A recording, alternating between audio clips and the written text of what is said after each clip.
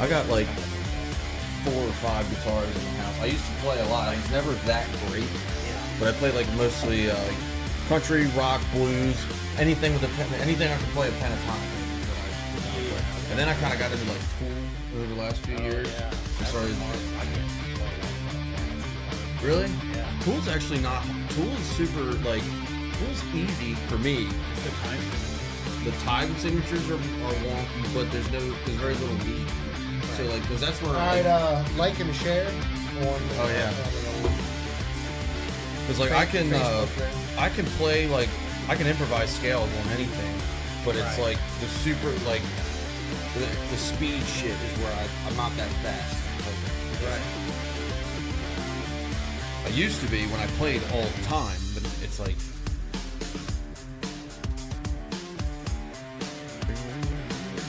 Yeah, that's the kind of stuff I'm bad at. I'm good at songwriting. Drums, I was in did a band thing for a couple years with a couple guys. We never played out anywhere, but we played pretty often. And then one of the guys, the drummer, he passed away a couple months ago. So obviously he played.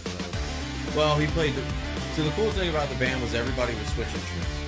Oh, nice. So like we'd play a song, and then I would pick up the bass, and then me and Kevin would switch, and then the guy John, him and Kevin would switch because John was a really fucking good drummer, but he could play guitar too. Yeah. It was fun. Really enjoyed it. Come on. Like Why does share. this sounds like insanely loud? Why does it sound so loud? I turned my headphones down. Yeah, that's probably what it is, because mine Still- sounds good. Check. It sounds okay. Mine was sounding freaking insanely loud. What's up, y'all? What's going on, Liz? Thanks for joining. Hey, where do you see the chat? You'll see chat right there on the side, and you'll see it right there on Facebook. Oh, cool. Also, we do. So this is YouTube, that's Facebook. Well, so this actually has the comments from everything. So YouTube okay. and Facebook will all come up here. Okay, cool. And then on that side is obviously just Facebook.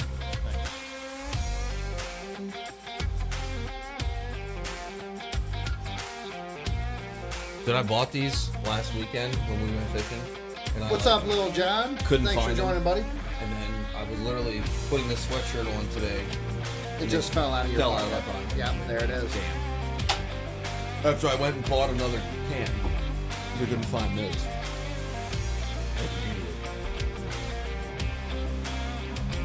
Jim, what's going on?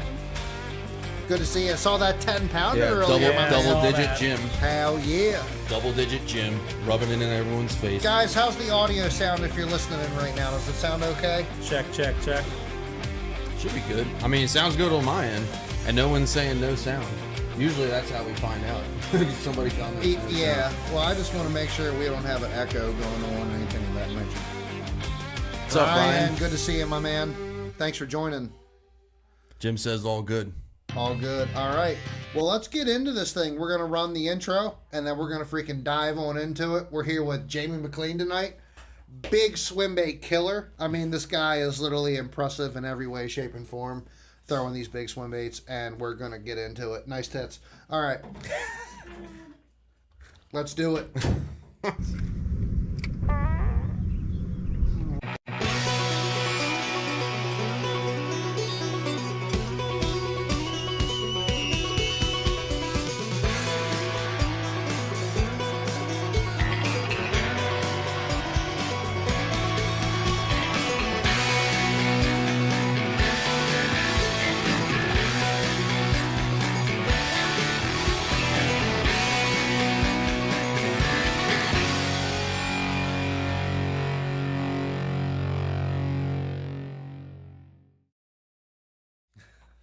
All What is right, going guys. on? We're back. Jim says swim bait master. He's a swim bait master as far as I'm concerned up here in the more northern East Coast region Doesn't take compared to much down up there here. in Headwaters. But yeah, we're here with Jamie McLane, Tony in the house. Paul couldn't make it tonight. He's been running 3-footers all day long, and his back is killing him. So We're chilling out tonight. Some of the first things we're going to into before we really get into Jamie and everything that's been going on with his swim bait journey and just fishing journey altogether. What happened in your tournament today? The SmackDown happened. That's what happened. So how did the whole thing play out there? Like, you say the SmackDown happened. Was there like a SmackDown throughout the field, or just nobody catch them and you just did pretty good? You got first, right? Yeah, I won. And Okay. I had big, all right. Well, that's all that matters right there. Yeah. I won and had big fish. This was at Conowingo? No, this is the gunpowder today. Oh, okay. Yeah, earlier today. What's up, Dan? The weather was pretty horrible, so that sucks. So like some of the guys that I know wanted to run like to the flats or wherever, like it was pretty. I mean, you could if you wanted to get wet. But yeah, so like I went back to the first spot and where we caught them the other day, and it was just slow. I got 2 in like 3 hours, and it wasn't happening. It wasn't working. Nice. But yeah, it just wasn't happening. So I was gonna leave earlier, but I was like, let me finish out on the tide, see if maybe like they'll eat at the end of the tide, and they just didn't. And then there was a couple other guys in my club in the same area, and as we're passing each other, it's like, hey, you guys got any fish? And they're like, nobody had anything. I only had 2, so I was like, yeah, I'm done. Like, I gotta get out of here. So I left. I went to another area, and it was not easy. It was slow. You had to work for them. I'm not gonna say you didn't. I mean, I only caught 7 keepers. Like that's all it. day. All day. I only caught 7 keepers all day, but they were the right ones for today. So when you went back to the area, did a bunch of people go back there? I didn't see a boat hardly at all. Really? Mm-hmm. Surprised to hear that. Yep. So where do you think most of the field went? I think I know some guys went back to the pond. There was a couple guys that were in that area, but they weren't fishing the same stuff that I was fishing. Mm. So like Dustin was back there, Bob Schaefer was back there, both, and those guys got second and third. So that was definitely the right area to be. I mean, everybody that fished in that area top 3. So it was kind of cool. But the thing of it is like there's so much real estate back there and there's so many different patterns in that area too, where you could be fishing 40 yards from me and you're not near fish, or I'm not near, or one of us isn't near fish, because they're doing certain stuff back there. You know what I mean? So I didn't catch a lot back there. I only caught a couple, and then I made 2 calls at the end of the day. In studio, Thomas, we beat you. You couldn't even get him in there. But yeah, so it was pretty cool. It got crazy at the end though, because like at the end everyone was kind of fishing close to the ramp, and it turned on right at the tide was about to stop and the wind was blowing. Like I watched like 15 fish caught in like 2 hours. It was pretty neat.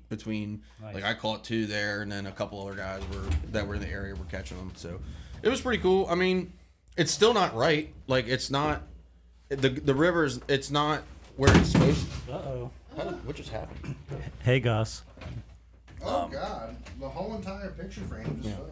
It's not like where it's supposed to be yet. I mean, I think in a week or 2 it'll be holding fire. I think in a week or 2 you can go into these areas and do some serious damage, like serious damage. I plan on it. Yeah, but like right now, you got to work to catch 14, 15 pounds, which isn't bad by any stretch. Like 15 pounds on the gunpowder is good no matter what. But I mean, I've been back there in tournaments and practicing for tournaments and had well over practicing for tournaments had well over 20, and in tournaments had like 18. So it's just not quite there yet. It's getting close. I mean, I'm telling you right now, a week or 2 and it's going to be on. I think the whole river, all the areas that we're talking about are going to be phenomenal in like I'm going to say a week to 2. Yep. Just because the water temp is kind of sitting steady right now, like that's 65, 66. So that's kind of like perfect, but the weather is just so weird that, I mean, last weekend when we fished, or when I fished with Miles, it was 75 degrees. Jeez. Yeah, it was 75 degree water temps, and then me and Chad went the following Monday and it dropped down to 64. Right. Because of the cold rain. So like these fluctuations, and even today, I didn't catch a single fish with a bloody tail, and I didn't see a fish at weigh in with a bloody tail. So they're not making beds yet. There might be a handful here and there, but the majority of these fish, they're moving around. They're getting up there, but they're not fanning beds yet. So we still got time. I caught a bass at Loch Raven yesterday that looked like it was spawned out. Really? You know what? I'll just. It looked like almost a 6-pounder, but then when I weighed it, Damn. it was like 475, and I noticed that it was kind of way skinnier than the other ones I've been catching. Yeah. It's And weird the water though. temps there aren't like crazy. They're like in the mid 60s. Really? Yeah. Yeah, that's the thing. Like, I always misunderstood for a long time. Like, I misunderstood the spawn, just in general. But like, What the fuck? I think a lot of people. What the hell is going on? Dude, you're like a soup sandwich over there. Yeah, things are happening that I'm not aware of right now. I'm just lost in the sauce. So, what I always misunderstood about the spawn is if you watch like Bassmaster or whatever, like they make it seem like, and not intentionally, but they make it seem like the spawn is all happening at one time, and it's what's just going on, Gio? not. Like, it's just not. I mean, there are always fish. Like, really, from now to June, you will have fish pre-spawn, spawn, and post-spawn from now to June. I don't care what the weather is. It's just a question of what are the majority of the fish doing. You know what I mean? So that's kind of the thing too. Gio, I saw those smallmouth up there, man. Those were nice fish. Yeah, those were huge. Big smallmouth. That place in April and May is so much fun. Dude, that place is so good in April and May. Like, you can go up there, not to take anything away from Gio's fish, but like, you can go up there and catch them however you want.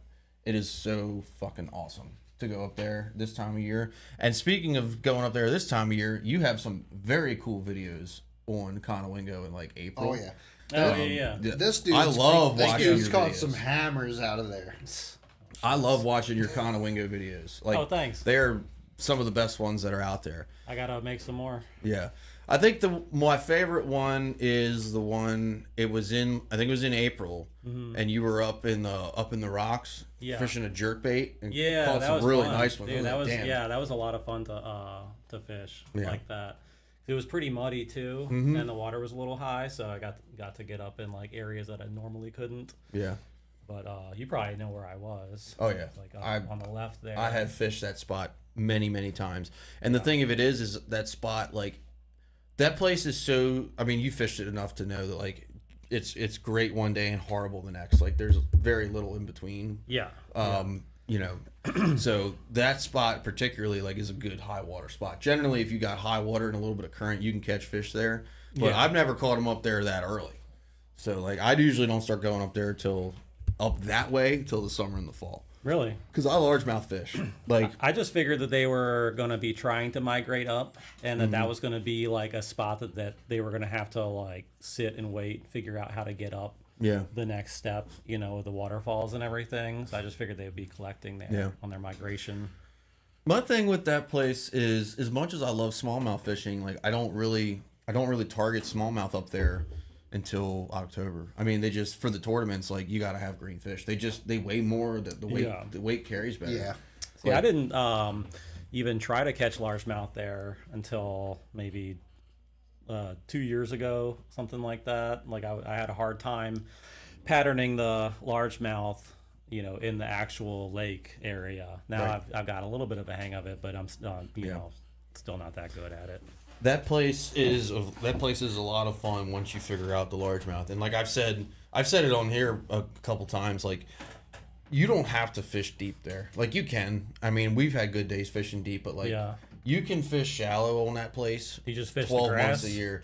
I've done really well in the grass. I've never done well consistently in the grass ever. Okay. Like, I've caught them in it. I'll go on a Monday when the water's like low or they're moving water, and it's great. Like, I'll smoke them. And then tournaments on Saturday or tournament Sunday, I'll go practice the day before, and it sucks. And I can't figure out like what's going on. So like, the grass to me is super inconsistent. Kind of like Right. a lot of the main lake wood, like down way far by the dam, which is real deep. Yeah. I've had really good days on that. I haven't even tried that area yet. I've had really good days there, and then I've had really bad days. Yeah. Fishing the DMV. Hey, Thomas. Do me a favor when you speak. Yeah. I know it's not a pain, kind of a pain in the ass. Speak like directly into Like the mic, this? kind of like Yes. Okay. Get up and close. Get up and close and personal with it. Okay, I'll do that. So Tom, You're good, bro. Tom asked, "Do you think a 7-8 pound smallmouth could come out of Conowingo?" Absolutely not. Absolutely not. I think a 7-pounder could. I don't think so. I think it could. I just don't. I don't. And the reason why I don't There's think definitely 6-pounders in Conowingo. Yeah, I'd say a 6 would definitely. So 6s have come out of there. It's very rare. I mean, you'll see 5s every year, but the thing of it is We've seen Geo catch 5-pounders, 4 and 5-pounders consistently over the past couple of weeks. yeah. But it's also Which, they're fat that's right now, though. impressive in my opinion. Oh, there's quality fish up there. There's very quality fish. Think of it this way: all these guys that jet boat the entirety of the Susquehanna, a 7-pounder is rare on like the world class parts of the Susquehanna. He says he's seen pictures of a 7 in the Conowingo. It can definitely happen. To say it can't happen is wrong. It can definitely happen Now, in Conowingo. 7-pound largemouth have come out of there for sure. I just don't. I don't think we'll ever see it. I mean, I could be wrong. I hope I'm wrong, but I don't think we'll ever see it. And the reason for that is the genetic makeup of a Susquehanna smallmouth. They just don't get that big. Like, you don't see them often. I mean, They do up north. different. Yeah, but it's a different. It's a different genetic strain. Same river. Not up in Harrisburg. Nobody's catching 7s up there. It's the Susquehanna. In Harrisburg, yeah, but they're not catching 7s up there. They're catching toads. Yeah, I mean, but yes. To say there is no 7s is wrong. Is there? There is a 7. Is there? Sure. There is a 7. I don't know. We're never gonna see. You don't think so? I mean, I know there was that one caught last year, but I think that it just has to be so perfect to Oh, you have mean a 7-pounder. the one that came from like up in Yeah, the Harrisburg? western Yes. branch of the river. Yep. You know, but That's the only 7 I've ever seen come out of the Susquehanna River system, smallmouth wise. same here. Yeah. Yeah. So like, can it happen? Yes. Is it?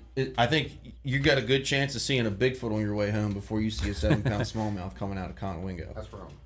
I'm just telling you. I mean, that's my opinion, but I guess there's like a tiny chance that if there was one that needed like some really lazy water, you know, to survive for that long, some kind of freak, it could happen in Conowingo, but it's like good luck trying to find it.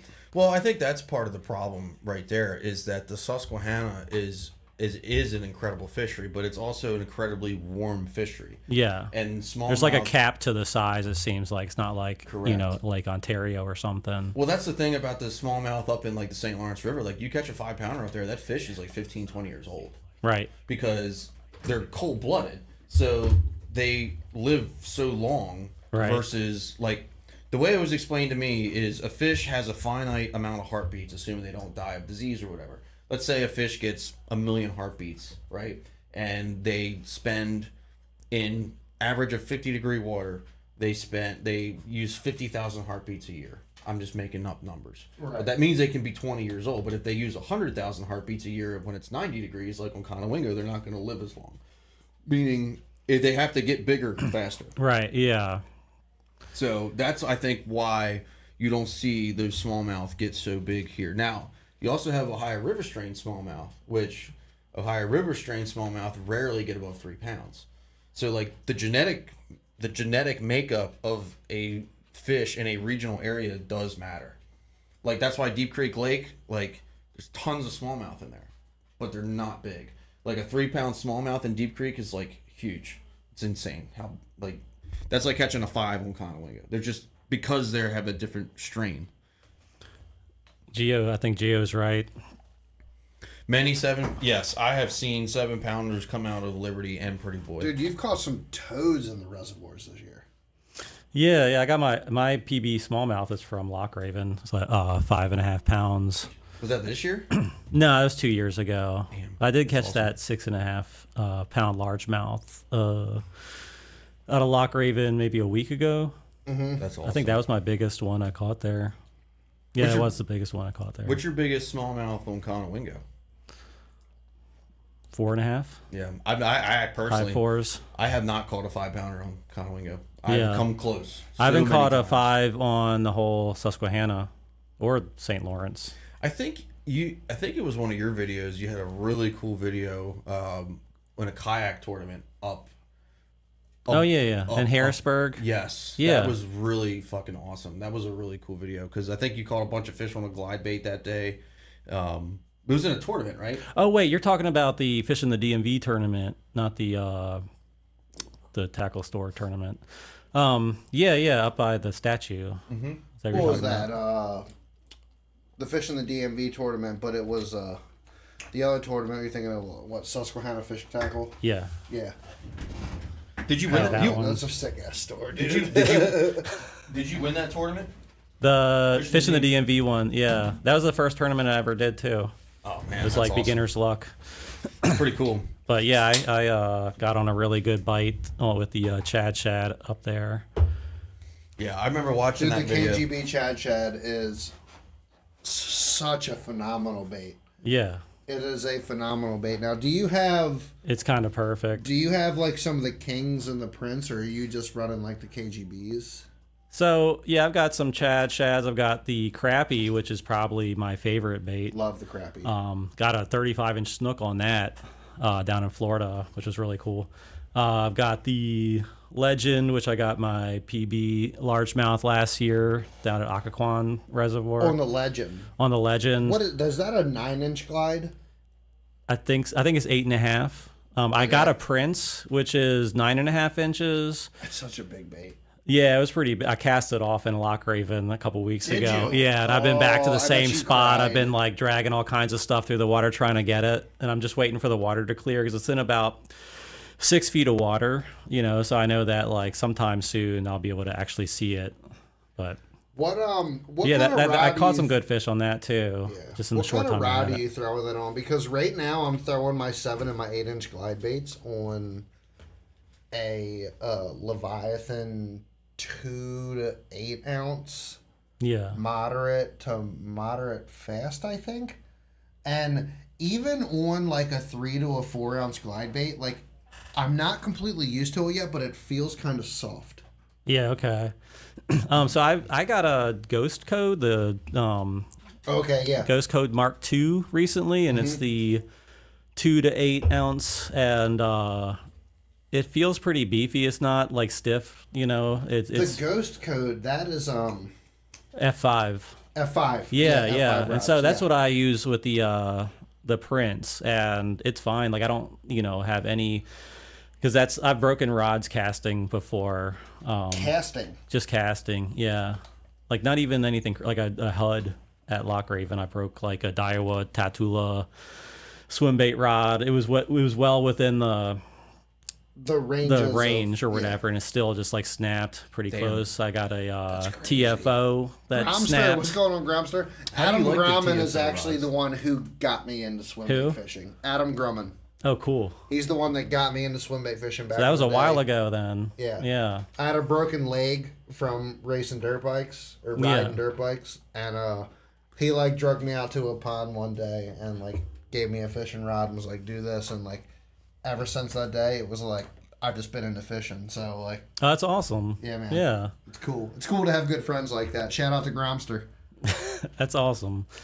Yeah, so I when I cast with the Ghost Code now, I don't have any, like, I've learned to be way more careful after the 2 rods that I've broken. But with that, I don't have to be careful at all. I can like Were really you just like fling whipping it real hard? Not really. It's just, I think that, I'm sure if I looked at it in slow motion, I could see like some little thing that I did that like caused it to bend too far or something, maybe I didn't. I started casting. I'll bring the lure in, and I'll make it like kind of like one fluid movement where I'll go whoosh. If I can cast overhead, then like I'll do that. And that almost like a big trebuchet circle. or like something. like where the you're just rod like, doesn't even bend. Like it's like whoosh, Right. like that, and I can cast like 140 feet like that. That's such a long cast. Yeah. Yeah. And you have to really. I tell you, dude, the make sure you longest don't- casts are the best for the swim baits, though. Yeah. It's like you want to. If they follow, they'll follow it for like 100 far feet. away. Yeah. That's because I'm always bringing them to the boat, and then that's the end of the the game there, you know. So if you can anticipate it and cast like really far to where you're trying to get to, then that ups your chances a lot, you know.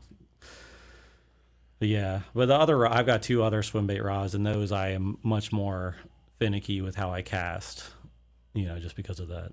What are those rods? The iRod Quirkus. The iRod Quirkus. Yeah. Okay, I have a Genesis. Yeah, so it's like a step up from that, I think. Okay. It's the Swim Junior, so it's 1 to 4. And actually Okay. I have the the Swim Bait Junior and the Genesis 3. Okay. Yeah. That's Yeah, what I nice. Cool. And I've got the Carbon Light glide bait. Okay. Yeah. Okay. Dude, that's actually like pretty good. Yeah, they're not Good bad. rod. Yeah. They're not bad rods.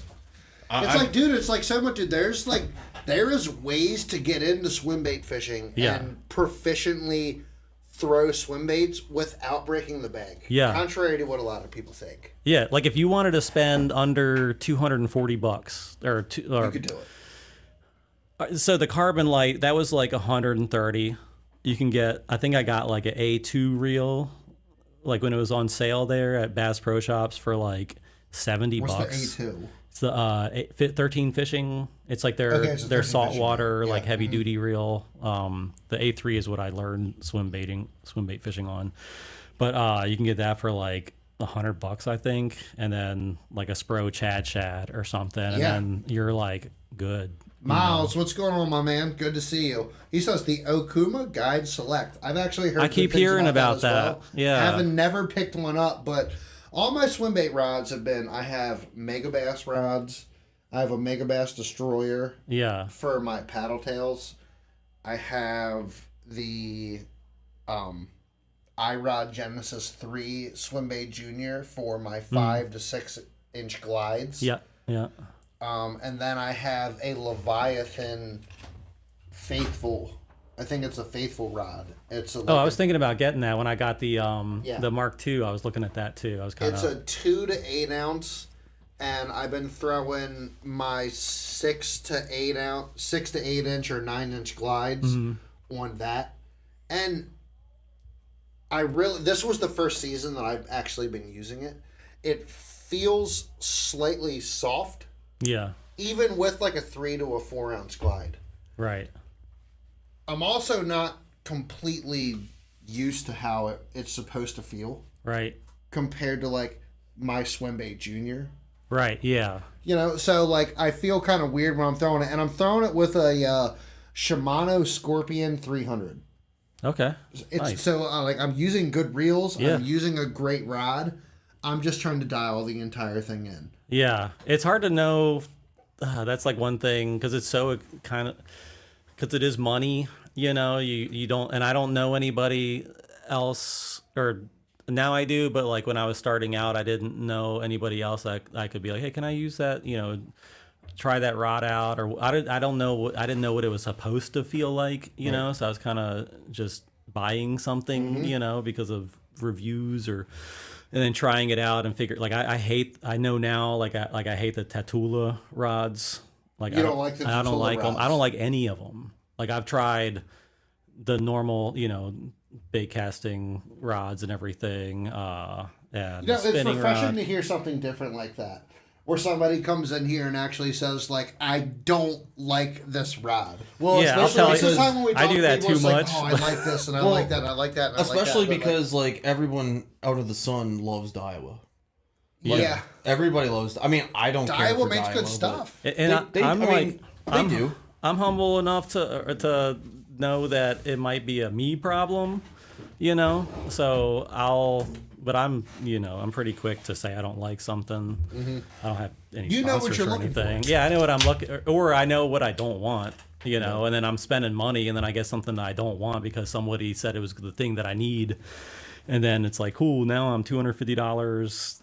I guess it's like a base to go off of. Yeah. And then you can, like, it's an expensive base to go off of, Yeah. though, right? Like, but once you, like, dial in what you really like, Right. it makes a lot more sense. Yeah. But I hear you, dude. It is definitely an expensive base to go off of. When somebody Yes. tells you, like, you're trying to get into swim bait fishing, you need this $300 swim bait rod, and then you get it, and you're like, Yeah, and the people that have been doing it for a long time, they develop a different feel for it and stuff. I don't know how many people have told me to use copoly, and like I tried it and I hate it. I've never tried it, but like I don't feel the need to change from anything for fluorocarbon and what I'm doing. Is that what you use?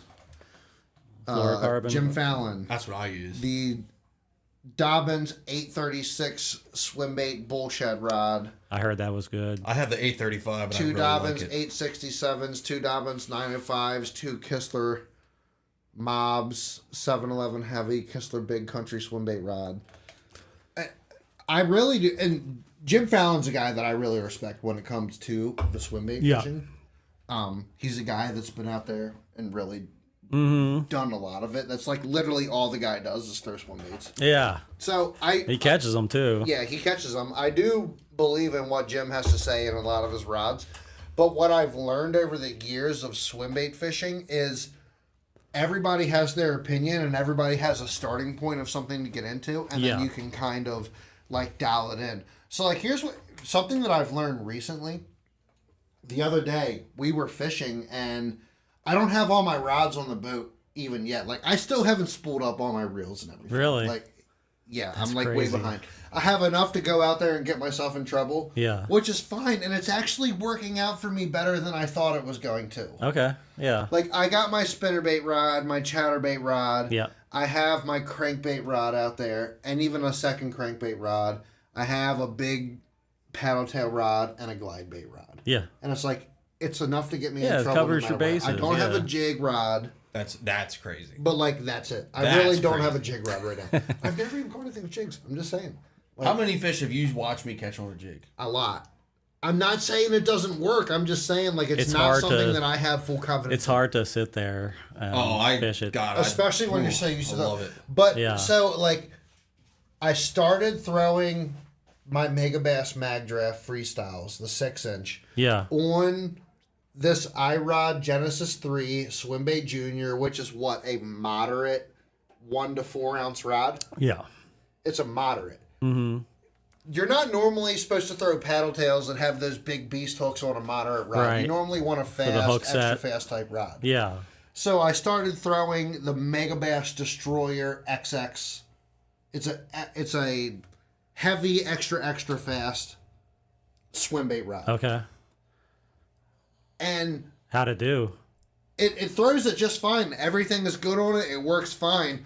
The guide at the tip of the guide. I heard you talk about that. The eyelet popped out. Yeah. So I don't want to use it right now because I don't want to break my shouldn't. line like setting into it. So I went back to throwing my Genesis for my paddle tails while I'm throwing my glides on the Leviathan. Yeah. And I was throwing it on the paddle tail the other day when me and Tony were fishing. It was fine, right? And I was like, dude, I kind of like this better. Yeah. I don't like stiff rods. I was like, I kind of like it better. I was like, the way this rod loads, when it comes back, it like bends back and then it just kind of, you know, like the way this rod loads just feels really good. The way that I can get it down, because it's a 7/8, and so is the Destroyer, but like the way I can just get it down close to the water and just kind of skip the thing on the water, I was like, I just really like how this thing feels when I'm casting it. It just feels really good. Like I'm just like, not that I'm not going to fix my Destroyer. Right. But I'm just like, maybe I should pick one more of these up. Like I really like this rod. That matters, man. Like if I get something that's like I know is good but doesn't feel good to me, like it ends up just sitting there. And I put fish. How many fish did I put in the boat that day? 4 or 5? Yeah, 4 or 5 with like, that thing. Yeah. Just so you didn't have any? Did you have any come off like that because you think that you didn't get enough hook set? I had one come off that I really leaned into. Yeah. And I couldn't You also really lost them at the boat. If we had a net, we'd have got them. I also lost it at the boat. Yeah. But it was like maybe if I would have had a little bit more oomph, I might have been able to get it in. Right. Yeah. But it was like, dude, it was on there for like 20 or 30 seconds before it came off. And you can have the like, perfect rod, and you're still going to have like 1 out of every 5 or 4 come off anyways. So no matter what anybody tells you for like a starting point in a swim bait rod, like you're gonna find what you like overall. You know, you can use things as a starting point, but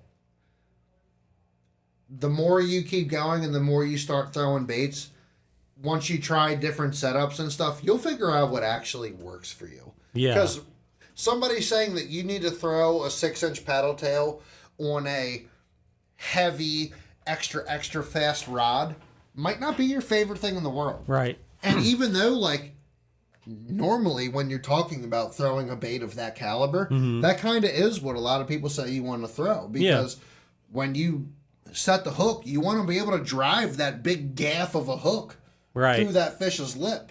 Yeah. Oh, and you said you were using fluoro too, so you must have really 20-pound set the fluoro. hook there. Yeah. Yeah. I use braid on 90% of my stuff. Really? Yeah, I'm addicted to actually feeling the bait. I feel that. Yeah. I feel that. Braid is a lot more sensitive than fluorocarbon. Yeah, if I use fluorocarbon, like I can't, especially with the glide baits, I can't tell what it's doing down there. Sometimes I can't tell if I have an actual fish on. It might be because I'm just used to the braid, but yeah, I have a terrible time with fluoro. You own any Shimano rods? Yeah, I've got a X Pride, the punching 7'9". That's the meat stick. Yeah, so, but not the stiff one. I got the one that's more like parabolic. There's like one that's like the really stiff one, and then I got one that like is, good for punching and stuff. You like the X Pride? Oh, I love it. It's so light. Yeah, I was gonna say. I mean, like, I'm not super like huge into the swim baits and stuff, but I do have a couple rods that I throw. Like, I have a 7.6 Dobbin Sierra. It's a heavy, but it's a softer. So like the Dobbin Sierra and the Caden are basically like kissing cousins or whatever. Okay. But the Sierra is a little bit softer of a tip. Yeah. Even though the rods, like, if you get an 8 or a 735 Sierra and a 735 Caden, they're gonna look identical, but the blank's just a little bit softer. Oh, Yeah. God damn it. Joe, you son of a bitch. You don't say things like that on this podcast. Oh, he's Did joking he about pick up Tom. on my That stiff is rod not comment? a joke that we take lightly here. Do not joke about that, because Tom's Custom Rods is a absolutely Staple. phenomenal rod, and nobody knew how to build a rod or fix a rod like Mr. Tom. Mr. Tom. I do not take that lightly. Dead ass serious, dude. Tom was a freaking good ass man. Tom was awesome. I did love Tom. Really, I really like the X Pride blanks. He says he doesn't like. The I haven't X-Pride broken blanks. mine I yet, love the so X-Pride blank. yeah. I have three. I all have the three of them. Shimano rods I've had have broken. They were pretty brittle, but I loved them while they lasted. It seems like there's just some kind of pay or some kind of trade-off with all the rods. I don't know. I mean, I have, I probably have 10 Shimano rods at this point. I have 3 or 4 Corrados, probably 5 or 6 Zodiaces, and then another 2 or 3. No, I'm on 3 X Prides now. Yeah, I've broken a couple Corrados. Have you? Yeah, the spinning ones. You've broken some Corrados? I broke one Zodius, and Shimano, I sent it in, and Shimano sent me a new one. Apparently Nice. the Corrado and the Zodius is the same blank, is it not? It is the same blank. Really? It's the same blank, but you get Yes. different guides and you get a different... Now, what I don't know... They're the both back- super light. Yeah. What I don't know, though, because Zodius just came out with the new one, the Zodius B series. Miles, how do you snap a rod when you don't even use it? Yeah, the Zodius B looks really, really nice. So, like, back in the day, X Pride I'm used to glad have... little John saw that. I take that seriously. Back in the day, X Pride used to have the X Pride B. And I don't know what the difference was. But the Zodius B is a solid tip. I don't know. I don't know why that mattered. I'm sure it means something. But at least the original Zodius and the Corrado were the same blank. So Okay. I don't know if the Zodius B is a different blank now. But yeah. Miles said chill. It's funny. Chill, bro.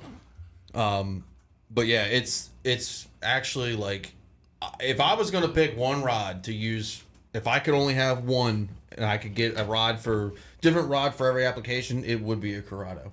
Okay. It would. I love the X Pride. The X Pride is a much better rod. However, for the price of the Corrado, it's like It's like $100 cheaper, right? and you're pretty close with the performance. I mean, the X Pride's definitely better. Like, and you can tell. I mean, if you throw, you take identical reels, lines, and whatever, identical rod blanks, and you throw a chatterbait on a Corrado, you're gonna feel it's gonna feel great. And then you throw it on an X Pride, you're like, holy shit. Like, See, my I have hand's this- going numb from the vibration. I have this Yeah. weird gap with Shimano where I don't own any Shimano rods unless they're X Prides. Like, I have nothing Really? underneath of an X Yeah, Pride in a okay. Shimano rod.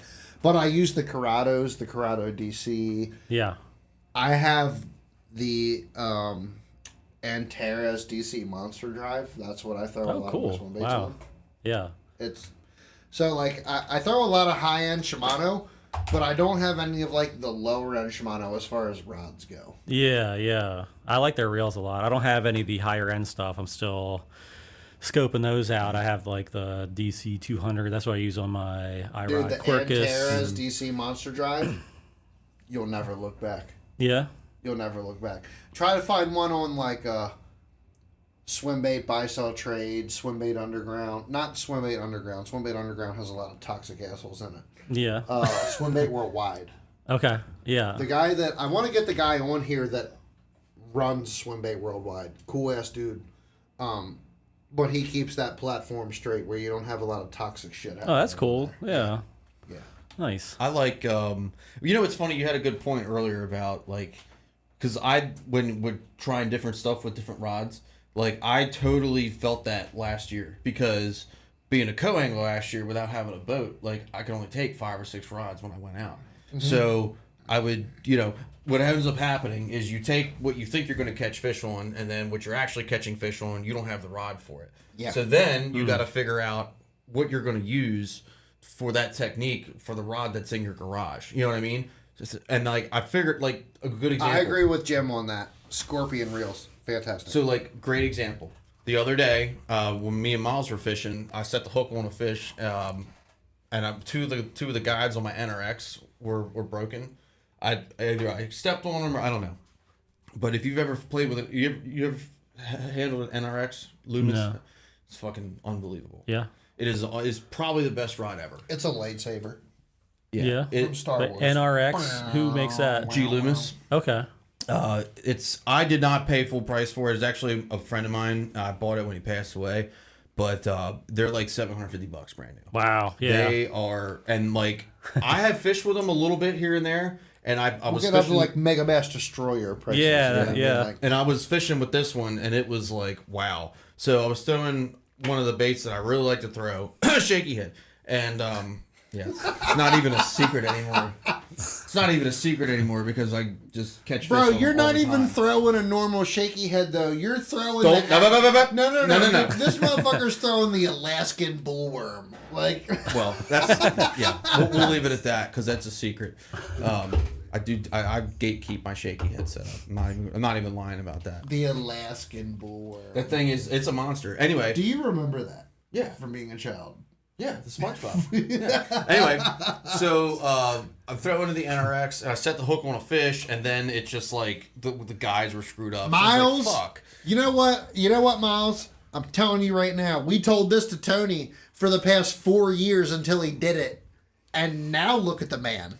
Yeah, I've like replaced every rod I own. It's kind of disgusting. But anyway, so I had to put my NRX away, which was like for bottom contact is just absolutely mint. And I picked up the Dobbins Champion XP that I have shit talked on this show endlessly because I don't think it's not a bad rod, but at the time I was like, okay, I can spend $250 on a Dobbins Champion XP and throw a chatterbait, or I can spend $200 on a Corrado and I get so much better results from the Corrado. Like, what's the deal? So I started throwing bottom baits with this Champion XP, and it's good. Mm-hmm. It's real good.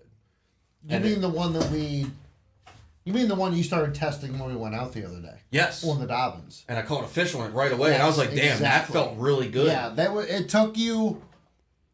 You threw one bait on it and said you didn't like how it felt. Mm-hmm. You swapped it up to a different bait, and right away you were like, I really like how this feels. It does feel Even really though the rod specifically wasn't the setup that you thought that it was.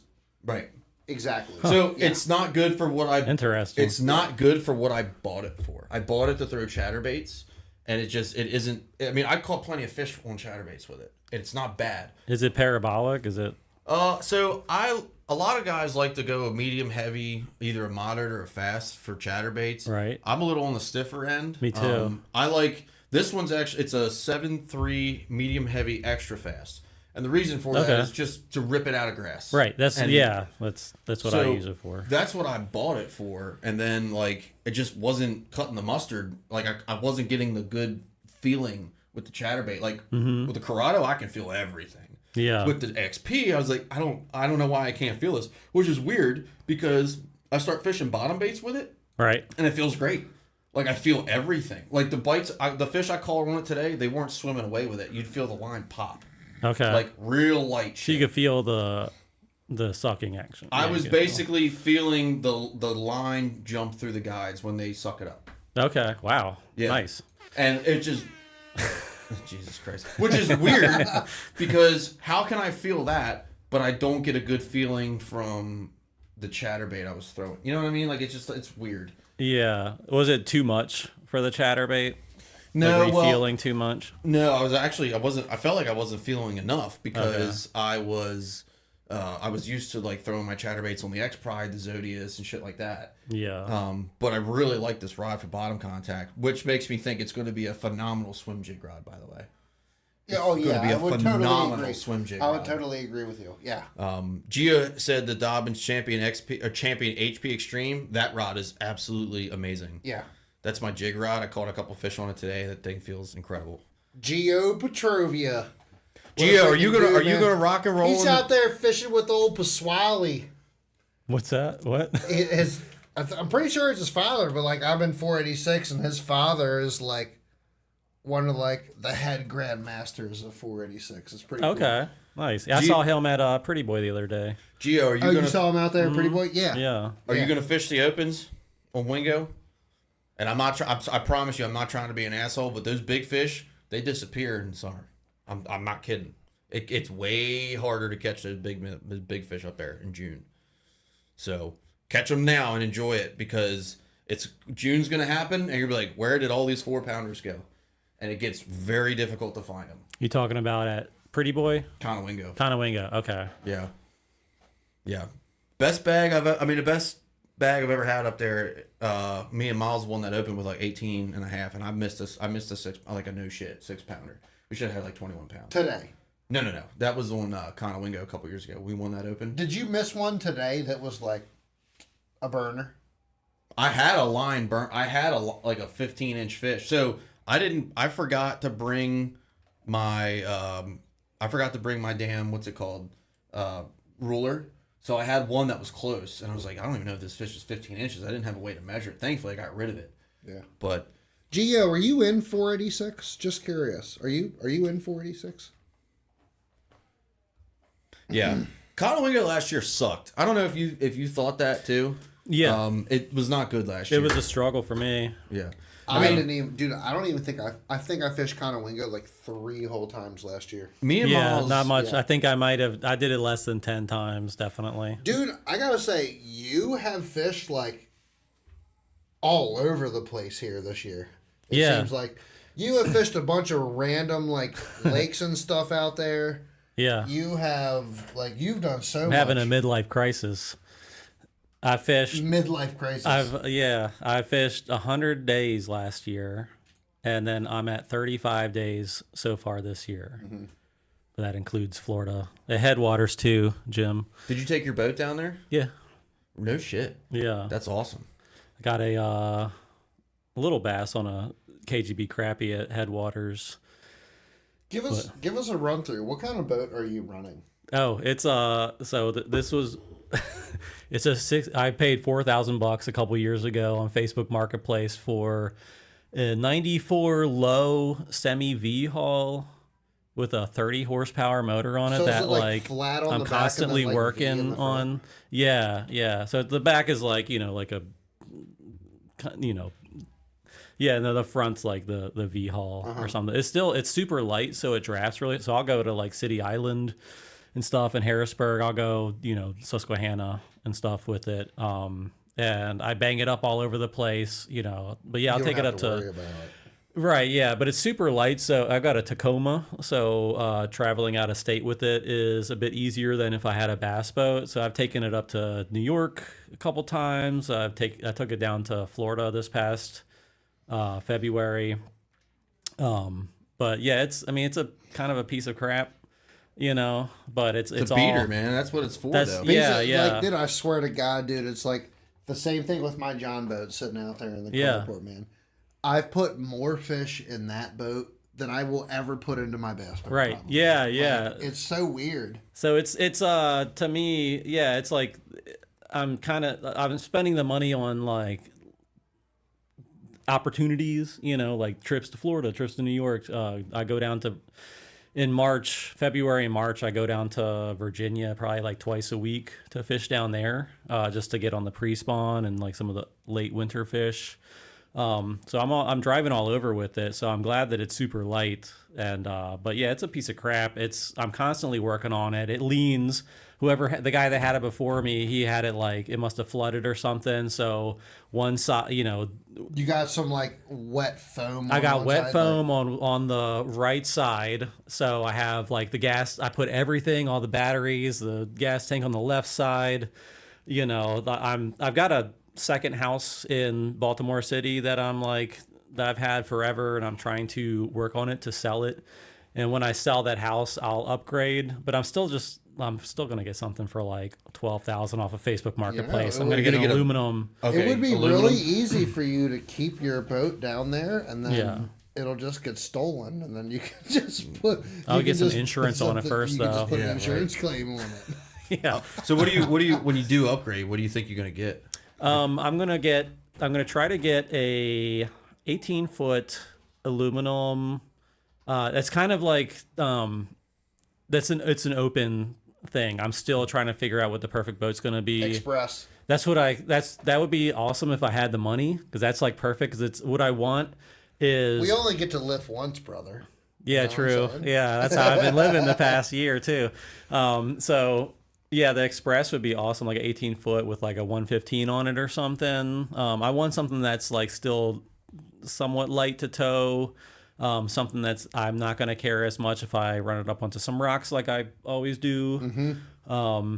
And that I can get anywhere, but also something that like when I go to Lake Ontario and St. Lawrence, Can run a little bit. that I can run, that if there is like 3-foot waves, it's not that big of a deal. Because I'll do that in my boat now. I'll still fish when it's pretty rough out there, and it's just really hard, man. It's really like takes a toll on me trying to fish like that. But if I get like a normal aluminum, like a bass tracker or something, I don't think it'll handle even the water that my current boat can handle because of the semi V hull. Yeah. I've got a reservoir rig, the 1436 I was telling you about, that I just got, and it's like when I'm on Loch Raven or Pretty Boy, and if there's like chop that's like 6 inches, I mean it's like slapping the hull super hard, and I'm afraid of actual waves. Did you fish headwaters when you went to Florida? Yeah, twice. Yeah. Did you meet Jim? I did not. I thought about him while I was there. I remember a boat like that, and I talked to a guy at the ramp. It might have been me. It was February. It was like shoot, when was that? It was in February though. It was the second time I went to Headwaters the last year in Jim my would kayak. be like a big ass dude with a goatee. I might have, yeah. Let me see when that actually I bet was. you guys did, dude. I would not be. Lou, dude, we got to get Lou on here to talk about that freaking Falcon that he just picked. I saw he got a Dude, sweet that's new a boat. sick-ass boat, Yeah. dude.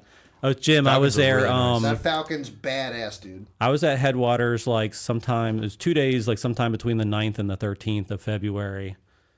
I talked to a few people there. That would have been cool if it was you that I met.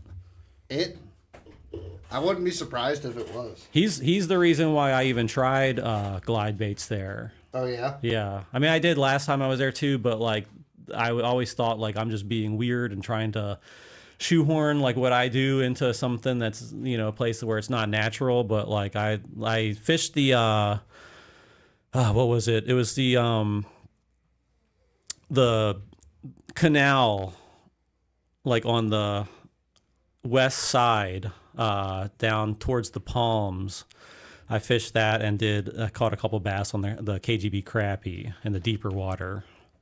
I would not be surprised whatsoever if you got hooked up with Jim and you were talking to Jim. That would be cool. He's just there every single day. Like, that's what the guy does.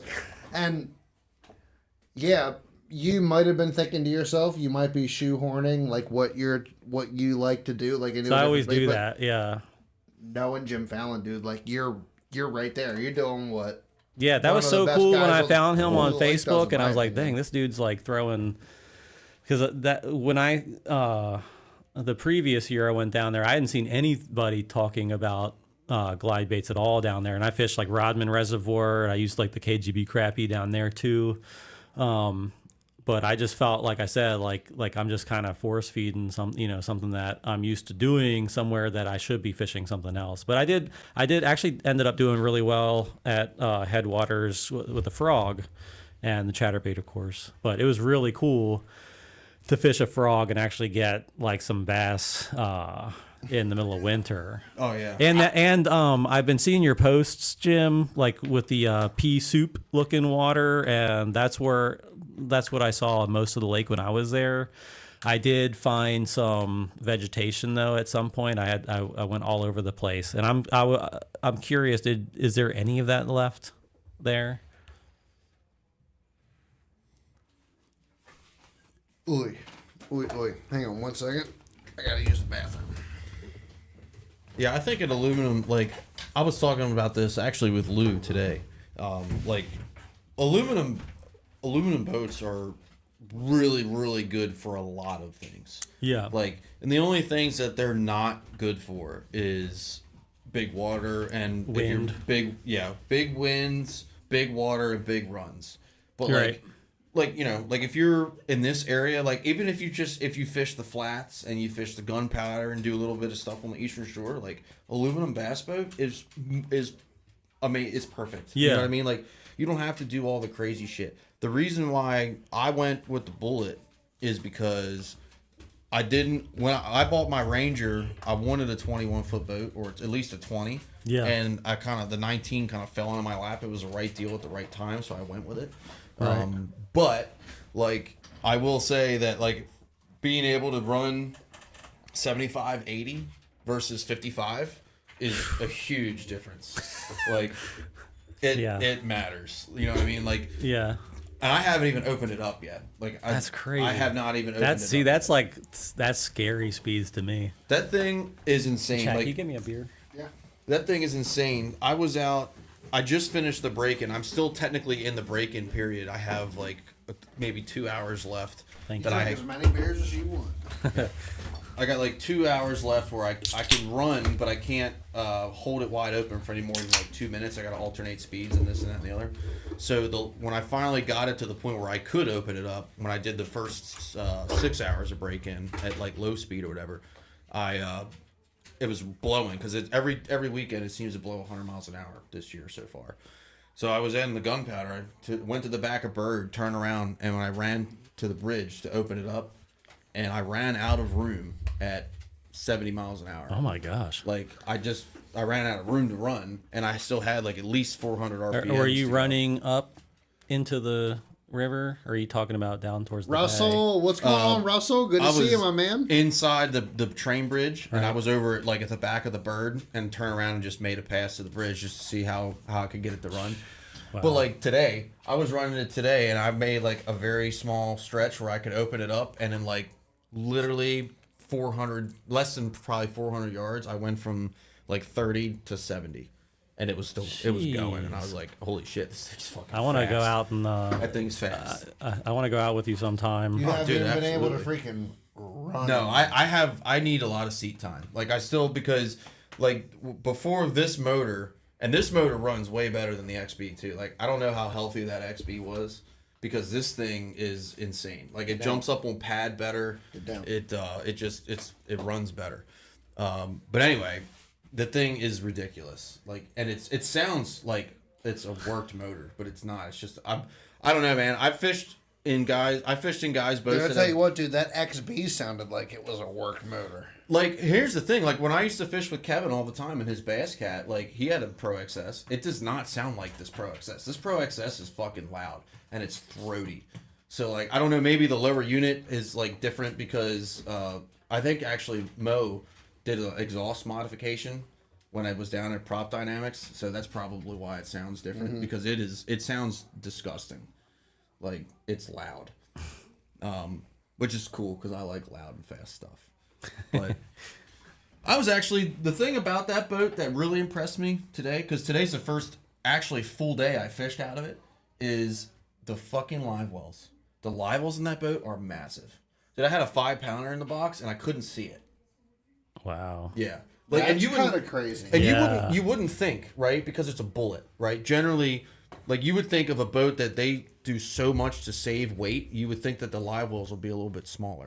Like this boat has bigger live wells than my Ranger by a lot. Like by a lot. Not, oh, they're maybe a little bigger. Like they're maybe twice the size. Like they are humongous. Yeah.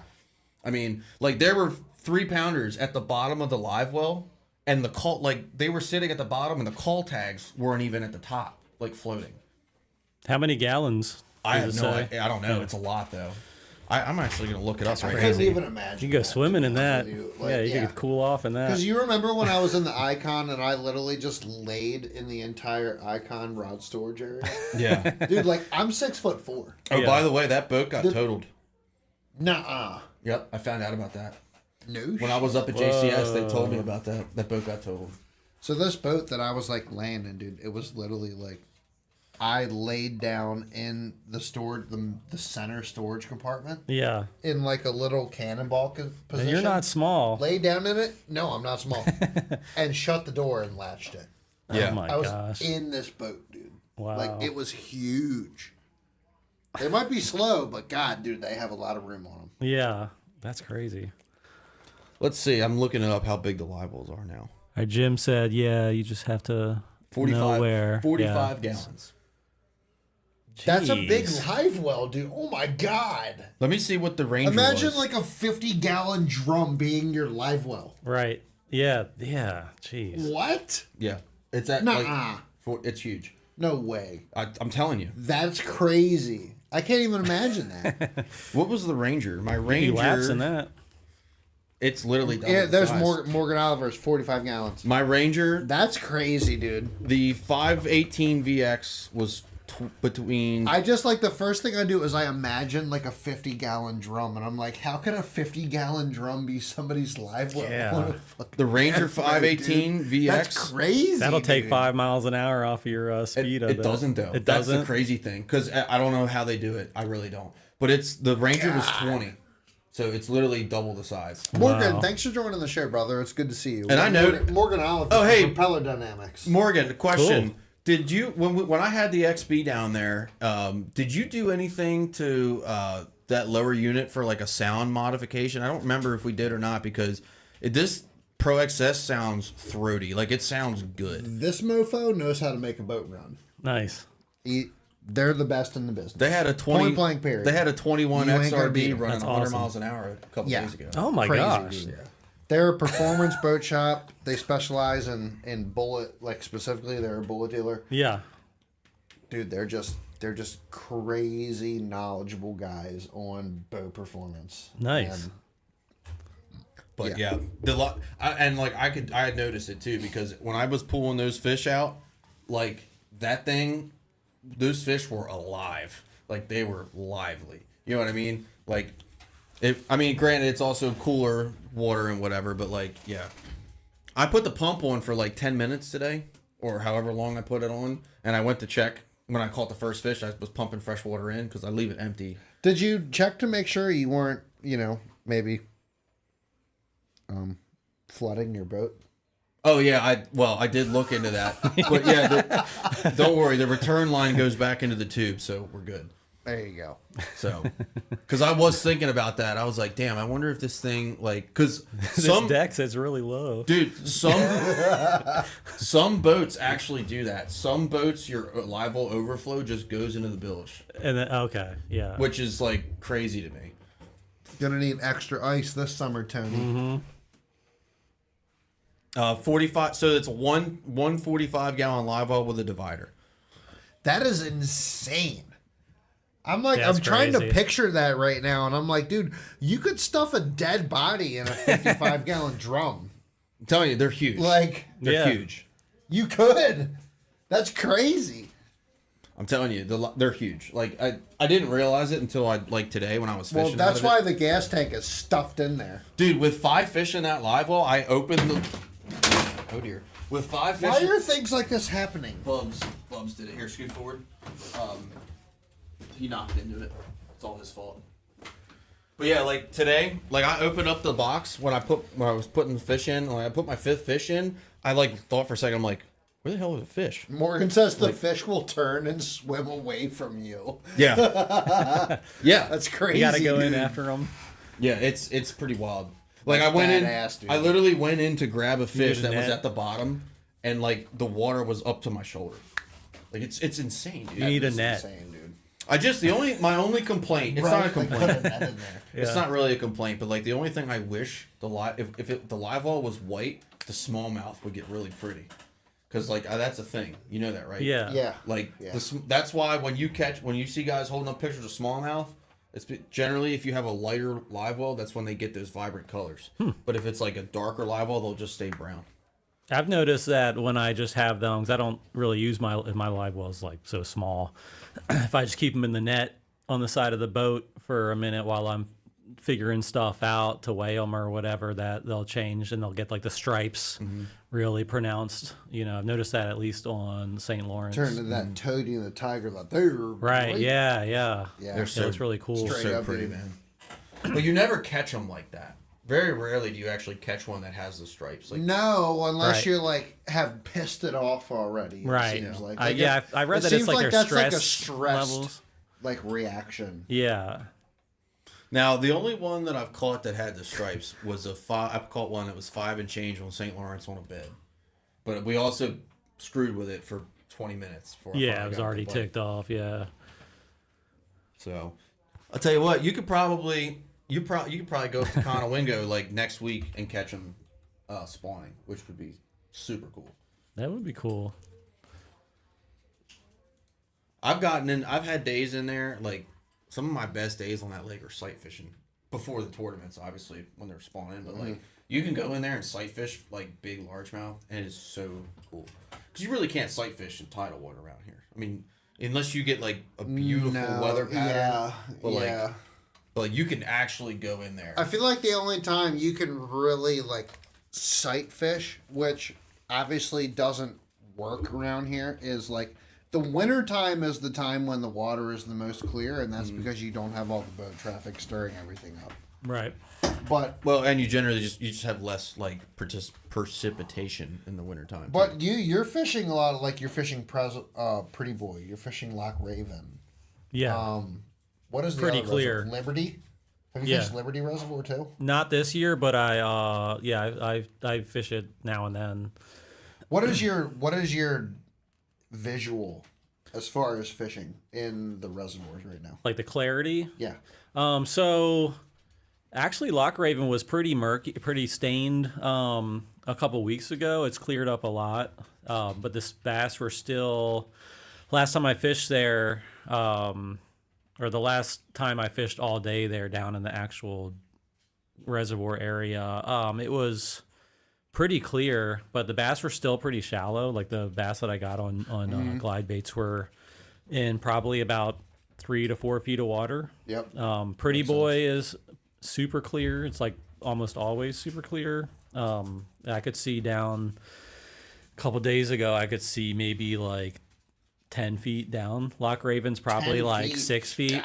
Yeah. Oh yeah, they're super clear. when I used to fish Pretty Boy a lot in the summer, I've seen like clarity to like 25. Do you 30. think Yeah, that's what 100%. makes swim baits so killer? Yeah, And- dude, I don't know what to do. You know, like other than like throwing finesse stuff, when the water's like super clear like that, like I don't have any confidence in anything else other than a glide bait and like finesse stuff, which I hate throwing anyways. So I want to get into this more with you because it seems like you really have a lot of these larger glide baits like dialed in, and like, dude, I'm not gonna lie, like I'm not saying I want to, convert Tony or anything like that, but I want to convert Tony. Yeah. Like I do throw It's just 'em. like it's like, bro, I want people to understand that like there's a time and a place to really throw these big baits, and Yeah. so many people are just stuck on, well, if they're not eating a crankbait, I need to downsize and throw a shaky head. And I'm just like, bro, I'm like, sometimes there's a time where like you really need to throw something bigger than what you can even imagine you need to throw. Yeah,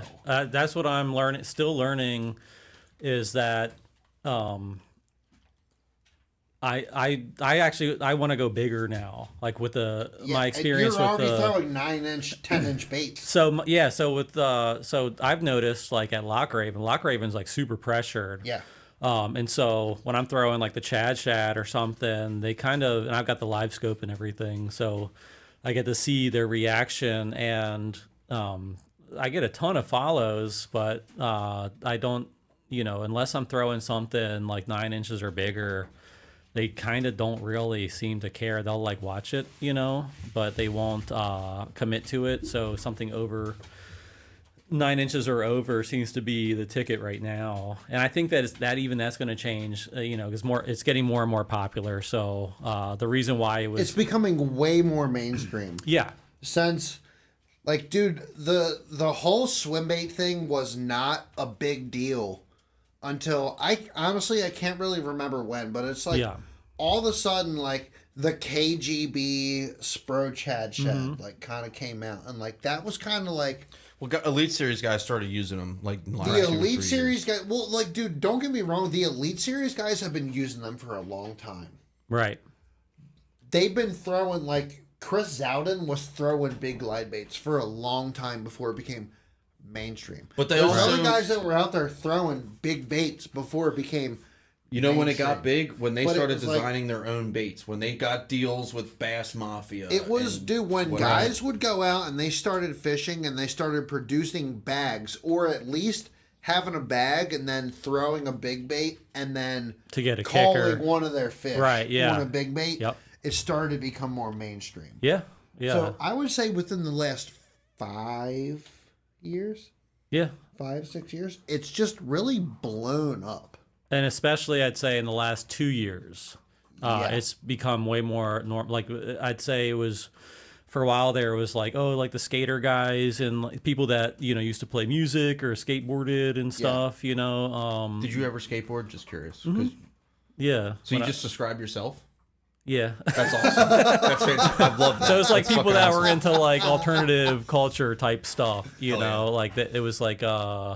Dude, I'm a motocross guy. Nice. Yeah, I see a lot of motocross guys bass fishing. Like, it's just like a thing. I'm sure that's a big crossover. It is, yeah. And I'm late to the game with the glide baits, swim bait stuff. I think I really started like I don't think you are. 2021, 2022, something like that was when like I really started like putting some money into it and stuff, and I didn't have that much confidence in it. I just knew that was like an avenue I needed to go down. But now it's like, it's legitimately my confidence bait. Like it's something that it doesn't matter where I'm at, I'm going to pull it out at some point, even if I'm on the flats or something, like I'll still, if I find like a pocket, Dude, a ditch or something. It doesn't matter with those baits. It does. Yeah. It doesn't matter, so, that's, Jim said it was a West Coast thing. And like, he's right. It was totally a West Coast thing. That started making its way. Because you had Butch Brown and then Oliver Nye started the swim bait motion with, Big Bass Dreams. Right. The motion. Yeah. Like that was one of like the beginning. Like I remember watching like Southern Trout Eaters when I was younger. Right. Big Bass Dreams, like the motion. Watching Butch Brown. Yeah. Like catch fish and stuff. See, I wasn't even like aware that stuff was happening when it was happening. Yeah. Yeah. Well, like, I think that was like some of the OG. So you were, yeah. I think one of the reasons why it has blown up is because there are so many alternatives now for guys to get a bait for $20, 30, 40, 50 bucks. That too. Right. Instead of that is a big time. Because thing. back in the day, like when me and you first started fishing and hanging out, like when every glide bait you had was like over $150. And I remember sitting there watching, like, how do you even throw that? Like, I would be nervous to put that in the boat. You know what I mean? But like, okay, if I go get a Huddleston or a Hinkle shad, if I go get a Hinkle shad and lose it, dude, that's horrible. If I lose a trick shad, okay, well, I can go to Dick's, get another one. You know what I mean? Like, it's not the Buca brand trick shad. Yeah. There is a specific. I just want to put it out there, but while The people ABS listen, there's a specific difference between the Buca brand trick shad and the trick shad. Right. The trick shad I is need to get a resin trick shad. pour, and then you have the ABS trick shad from Buca brand. And dude, the Buca brand trick shad is a fantastic bait. Yeah. It is a great bait. Like, as far as when they're talking about making baits that are Bubs, Oh, she's you're fine. being annoying. When there is a bait that's out there as far as becoming a beginner bait, Right. let's put it that way, it is an ABS plastic mold. Well, Yeah. isn't Okay. that like the S waivers were original? They were only Yes, that's an ever ABS plastic mold. Right. Yep. Yes. That was like the Spro first one that you Chad could Shad get. too. That was like, I think the Spro Chad Shad probably was my first like legit. And it's legit. Yeah, it is legit. Like It's I legit. still use them now and then. If Yeah. I'm casting somewhere where it's like, if I'm, for instance, at Loch Raven, you can't have boats on the water till April, but it's really good fishing in March, and that's when I'll use the Spro Chad Shad because it'll hurt a little less. You know, I've lost lures there. If you're fishing from the bank Yeah. and you can't get out there to retrieve your bait, Right. it hurts a lot less if you're throwing a Spro Chad Shad. Yeah. A Buca brand trick shad. You're talking about a $50 to $60 bait. Right. Right there. Which to most bass fishermen, even thinking about spending $60 Yeah. on one bait. I still see people commenting that, Yeah. you know, it's great, dude. The mind shift that you take when you start fishing them yeah.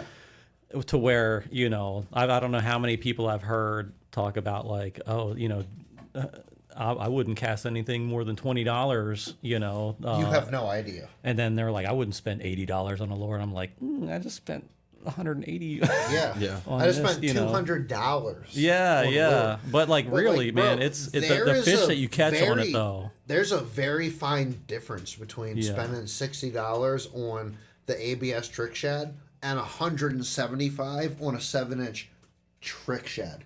The resin bait to the ABS bait, I'm not saying they're not bad baits. The ABS trick Right. shad, the Buca brand trick shad, is a phenomenal bait. Yeah. But there is fishing differences in a resin glide bait Yeah. compared to a plastic glide bait. Yeah. There's just a difference, point blank, period. Nobody in the comments, even Jim or Joe, who are, I want to say elites, who are just, they've been guys that have been throwing these baits for a long time. They know the difference. Mm-hmm. Yeah. Yeah. There's a It's reason not that to they say fish that the bait resin. is bad. There is a difference in the bait.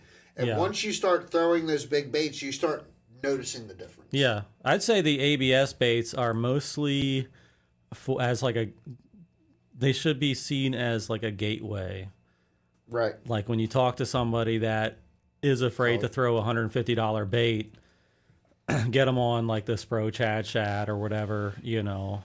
Which to me, that's the only one ABS bait that I've fished that seems to be okay. I haven't fished the Buca brand ones. So you don't like the S waiver?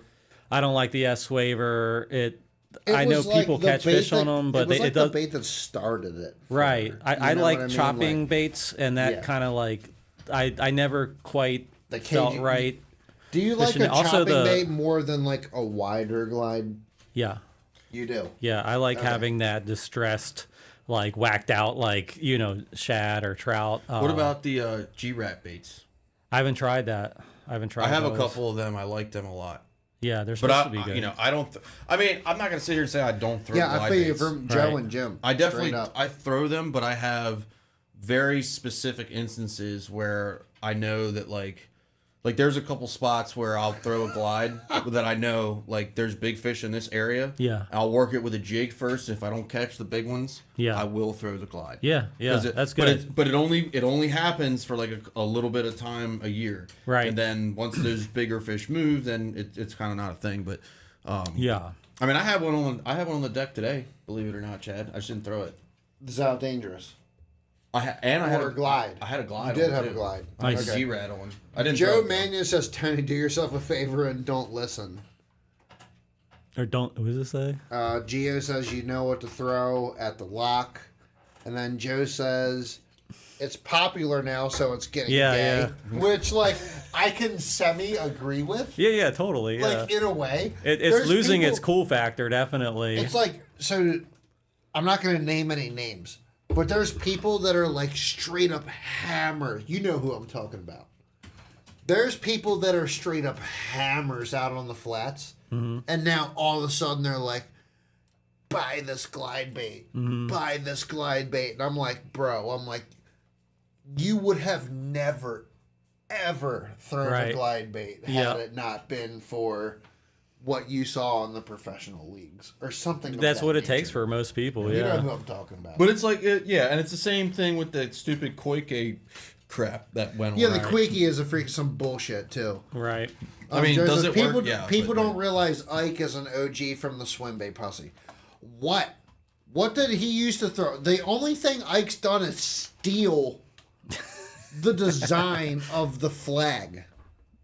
All Ike did was steal the design the chop of block? Grow Designs Yeah. and turn it into a Berkeley. The chop bait. block's supposed to be legit though. I've heard good I've things got about one. It I'm not it's saying like it's a bad bait. I'm saying it's a 60% stolen as good design. as a normal. it. Really? Yeah, I can swim it right if I can see it, but without seeing it, that's the thing that makes the difference That's to my me. problem too. Is that like I need I want baits? to talk about that. Okay, I need baits that I can trust is like are gliding right when I can't see it. And the chop block and some others, there's some others that are like that just kind of they work right if you can manually see them.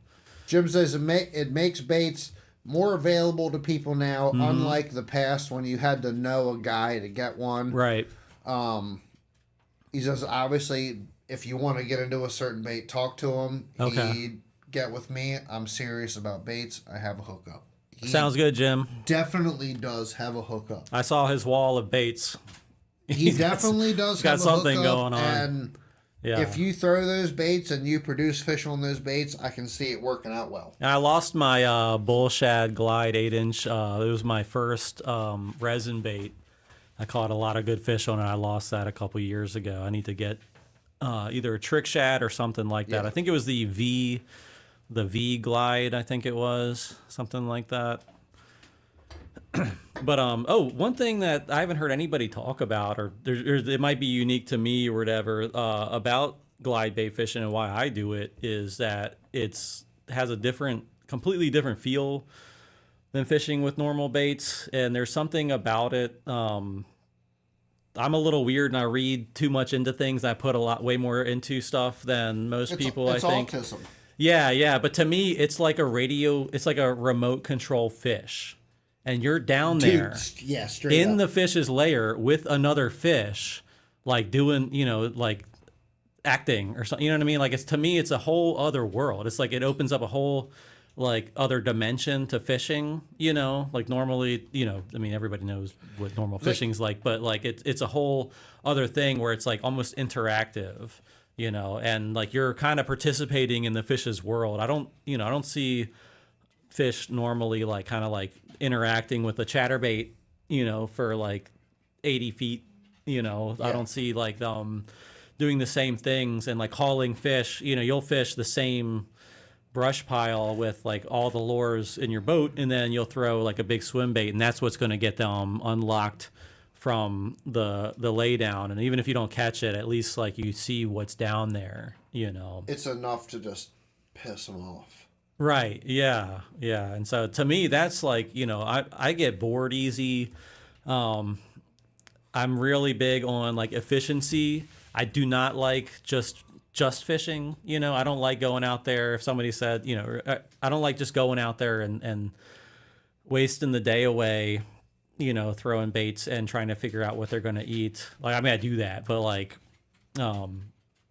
part of me is like really itching to have some kind of interaction with the fish to get some kind of feedback. Like I'm like dying for feedback, and like the glide baits are like the best way to get Massive that feedback. tellers, It's dude. like it's like night and day, The man. followers, things of that nature, Yeah. it tells you so much about what they're looking for. Yeah. Yeah. And you can it does help with like getting the bigger size. Like this year I've had the best year as far I've caught 4 or 5 bass that are 6 pounds and over, already this year. That's and insane. A bunch Dude, of fives. that's insane.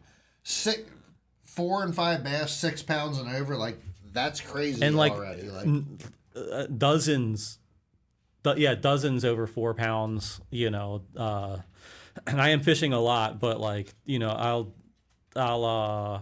I just really don't think I would have gotten those fish if I was fishing with conventional baits. Or I would have gotten some of them possibly just with the sheer amount of hours I'm putting into it. But the swim bait becomes a tool. Right. And I think that's something that a lot of people need to realize is like some people are like, I can't throw this bait because it's not guaranteed to catch me fish during my tournament. But something that they can utilize swim baits for is being able to show where fish are. Right. You know what I'm trying to say? Yeah, you can use it and then you can, toss in, a jig or whatever afterwards. Once you see the fish, as long as you don't get it all the way to the boat. You know that fish is on that lay down right there because it just followed your swim bait. Right. Okay, so it's not eating the swim bait. Now I can go back. I can toss a wacky rig in there. Or a jerk bait or something. Yeah, exactly. You know what I'm trying to say, Tony? Oh yeah, no, it makes sense. I mean, like, and that's like me and Miles. We actually throw it a fair amount. We just don't talk about it. But we throw it a fair amount. And we don't talk about it. But like we use it specifically, like you're saying, as a tool because, like it's not the first thing that comes out of the rod locker, but there's a very specific time when that is the only bait that is going to be thrown in that situation. 100%. It's worth it, dude. Yeah. It's totally worth it. A lot of people see it as it's not worth taking the time to put this in because you're not going to generate bites. But it's not about generating the bites at that point in time. It's about showing the fish. Right. There is fish here. They're following this bait. They might not be eating this bait, but I can throw something else in there that might generate the bite that I'm looking for. Yeah. Or this is the area that is holding fish that I am looking for. Yeah, yeah. There's plenty of places that like I know now, like, oh, there's big fish sitting here. I would have never known without throwing the glide bait. Yeah. Yeah. It's a massive tool. It is personally something that I think can you're be right, Jim. used. Yeah, just throw a different size swim bait. That's basically what I do. I'll usually go bigger. Yeah. It's something that I believe that you can throw anywhere at any time. I don't care if it's stain water, clear water, a tide that's moving in a river, anything like that. You can throw a bait that size and it can show you fish that you didn't think were there, and you know that you can come back to that spot and throw maybe not that specific bait, but another bait to generate a bite, and you used that glide bait as a tool to show that those fish were in that area. And that's a massive...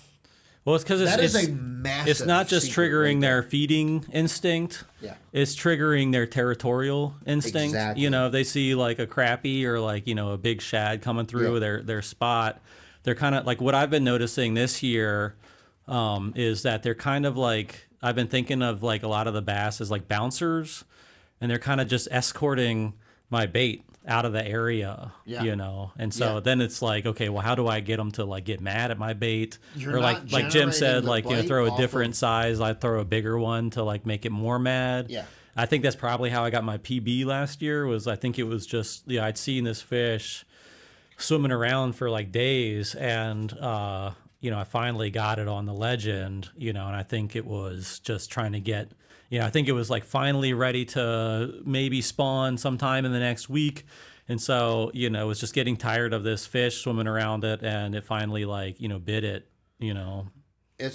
It comes down to like so many times when you throw a big bait like that, it doesn't come down to throwing it and it's eating it because it wants to eat. Sometimes you're throwing a big bait like that and you're getting a bite out of instinct to, you don't want that fish in it. It doesn't want that fish in the territory. Right. Yeah. You're getting a bite not based off, I want to eat this because I'm hungry, but a lot of times it comes off of, this fish is in my territory and I don't want it here. Yeah. So it becomes 100%. Yes, exactly. It becomes a aggressive bite. And that's the same thing that I can say as the other day when we were fishing, I was throwing that 6-inch mag drift. Yep. Same I thing. think a lot of the time when I was throwing this 6-inch mag drift and I threw it up against the bank and it sucked down to the bottom, and then I started pulling it into us and I would generate a bite, it was because they were either fanning a bed or they were in the area of a bed that they were fanning. Right. And they did not want that larger bait profile in the area. Right. That's an egg eater, you know? Yeah. And that's something that that's a big thing that happens with big bait fishing. Mm-hmm. It's not all about I'm eating this bait because I'm hungry. It's because I'm eating this bait because I'm pissed off and I don't want it where it is. Right. Yeah. Hey, James. Yeah, I've been throwing rats here and there. I haven't really caught much on them yet, but I know it's not the season to exactly. But I know you've been catching them. I just saw that big bass you just caught on the rat. So I guess it is time to start throwing them. But I've got a spot near my house actually that I'm going to be throwing some rats this summer. Trying to catch some big bass up there. But he makes an awesome. So sick, yeah. If you guys check him out on Instagram, it's Jimbo. James Hall? Yeah, Does he make a rat? Jimbo Slice. He's been making wood rats like for the past couple years. That's tight, dude. And they look awesome. Yeah, and sure he catches he like knows- smallies and largemouth and everything on them. I'm sure James knows this particular bait maker, but the sneaky rat. Sneaky rat. The sneaky rat Yeah. is my favorite rat on the market. It is a all wood stained rat. Huh. Nice. And it is, you've seen it. It is just killer, dude. It is an Dang, absolute that's killer cool. rat. It's my favorite rat on the market. It's the sneaky rat from can't remember what Homeboy's name is. Yeah. From Sneaky Rats. I love rat baits. I love rats. Even though I haven't really, I did catch one of my biggest smallmouth last year on the Buka mini rat. Yeah. Whatever that is. One of the Buka rats. Yeah. Yeah. On the Susquehanna. There's was cool. a lot of really good rats. But what I also really want to get into is crawlers. I really want to make my own wood crawler this year. Yeah. Those are cool. With like the wings on the side of it. I actually do Yeah. well. You know the stupid Savage Gear 3D bat. I've been catching some good That takes bass. me back to like some of those like. You get it at beginner Ollie's for times, $4. Remember they had the dragonfly lure for a while too? Yeah. Or was it Lunker Hunt or something? They had the dragonfly lure. They also had like a freaking like a wolf spider like lure. Yeah. You remember that? Yeah, I remember that. Yeah. Up at Pretty Boy, there's a guy up there that was catching them on the snake. The Savage James, he Gear says snake. Brady does Really? great work. Yeah, he knows Brady is freaking. Oh, he knows. Yeah. Okay. Yeah, he knows. Yeah. Heck yeah. That's a killer rat on the market, dude. Yeah. Killer I gotta rat. check that Yeah. out. I got a sack pig. This Sack is pig. yeah, it's I saw some of them on the Swim Bait Universe. He's out of California, but really cool Okay. looking rats. Rat wakes. Dude, you want to know who makes a really good rat that is just a beginner rat that anybody can buy? Spro. Yeah. Spro makes a killer. Yeah. I see huge bass caught on Spro Yes, rats. dude. Spro Yeah. rats are fucking beast rats. Oh, so we're pretty far into the episode now. If you guys want to know what I've been actually catching all my big bass on this year, it's on silicone glides. So everywhere that I'm fishing down in Virginia, like the Fredericksburg, Soft plastic glides. yeah, the Fredericksburg lakes down there and Loch Raven and stuff. I've been using the Skinner Baits Clyde. It's a 9-inch silicone bait that I've been. Messaged you about that the other day. I gotta get my hands on one. Yeah, good luck. I mean, I think the last couple posts I've seen, he's got like a wall full of them that he made. So I think that he'll have plenty. But yeah, that's one of the best baits I've ever fished, and it's silent underwater. You know, it doesn't have the clacking back and forth like a glide. I think, like I said, like on the a lot of the places I fish are super pressured, and like a lot of people have been throwing the hard glides the last couple of years, and so like that's what I got, that 6.5. That's what I got. I think I got Do you think throwing most the of my silicone 6s glides and is most of gonna my take the 5s scene I've gotten over? on. I don't know. I still think it's kind of early. What I think is happening is that we're in the golden years of silicone glides right now, where like the fish are not used to them yet, and so I feel like that's why I'm like cleaning up with them. I think they look so much more natural. Yeah, I really do. Here. When you say silicone glide, is that like a chop block or Soft plastic glide. like a like a chop you. block. Yeah. Okay. Yeah, it's kind You have a Skinner baits with you? yeah. Oh my god, I can't wait to see this, dude. So, and this is how I rig them. Oh, that's so you want to sick, feel dude. that. But those, if you like see like if you swim that in the water, it looks amazing. I mean, it's hard to swim it wrong. That's got to be lighter than a regular glide bait too, right? It's a little bit. I mean, I think after you put you got to put like nail weights in the bottom and the belly, and you rig it up. You can rig it weedless, but like I have really terrible hookup ratio like that. I got third place in the Fish in the DMV tournament last year in the fall, catching smallmouth on that. But yeah, that's what I've been using. That's their other bait, the cloak. I haven't caught anything on that yet, but you can drag this through like I tried using this at Headwaters, but it's like has the weedless. Is this a line? Is this a line another for Skinner baits? Yeah. This is also another Skinner baits. It's the cheater. This looks cool. I haven't caught anything on it yet. I have a lot of so I'll get followers on this, just like swimming it like you would like a mag draft. Yeah. And then I'll throw that to them. I do like this. That's pretty cool.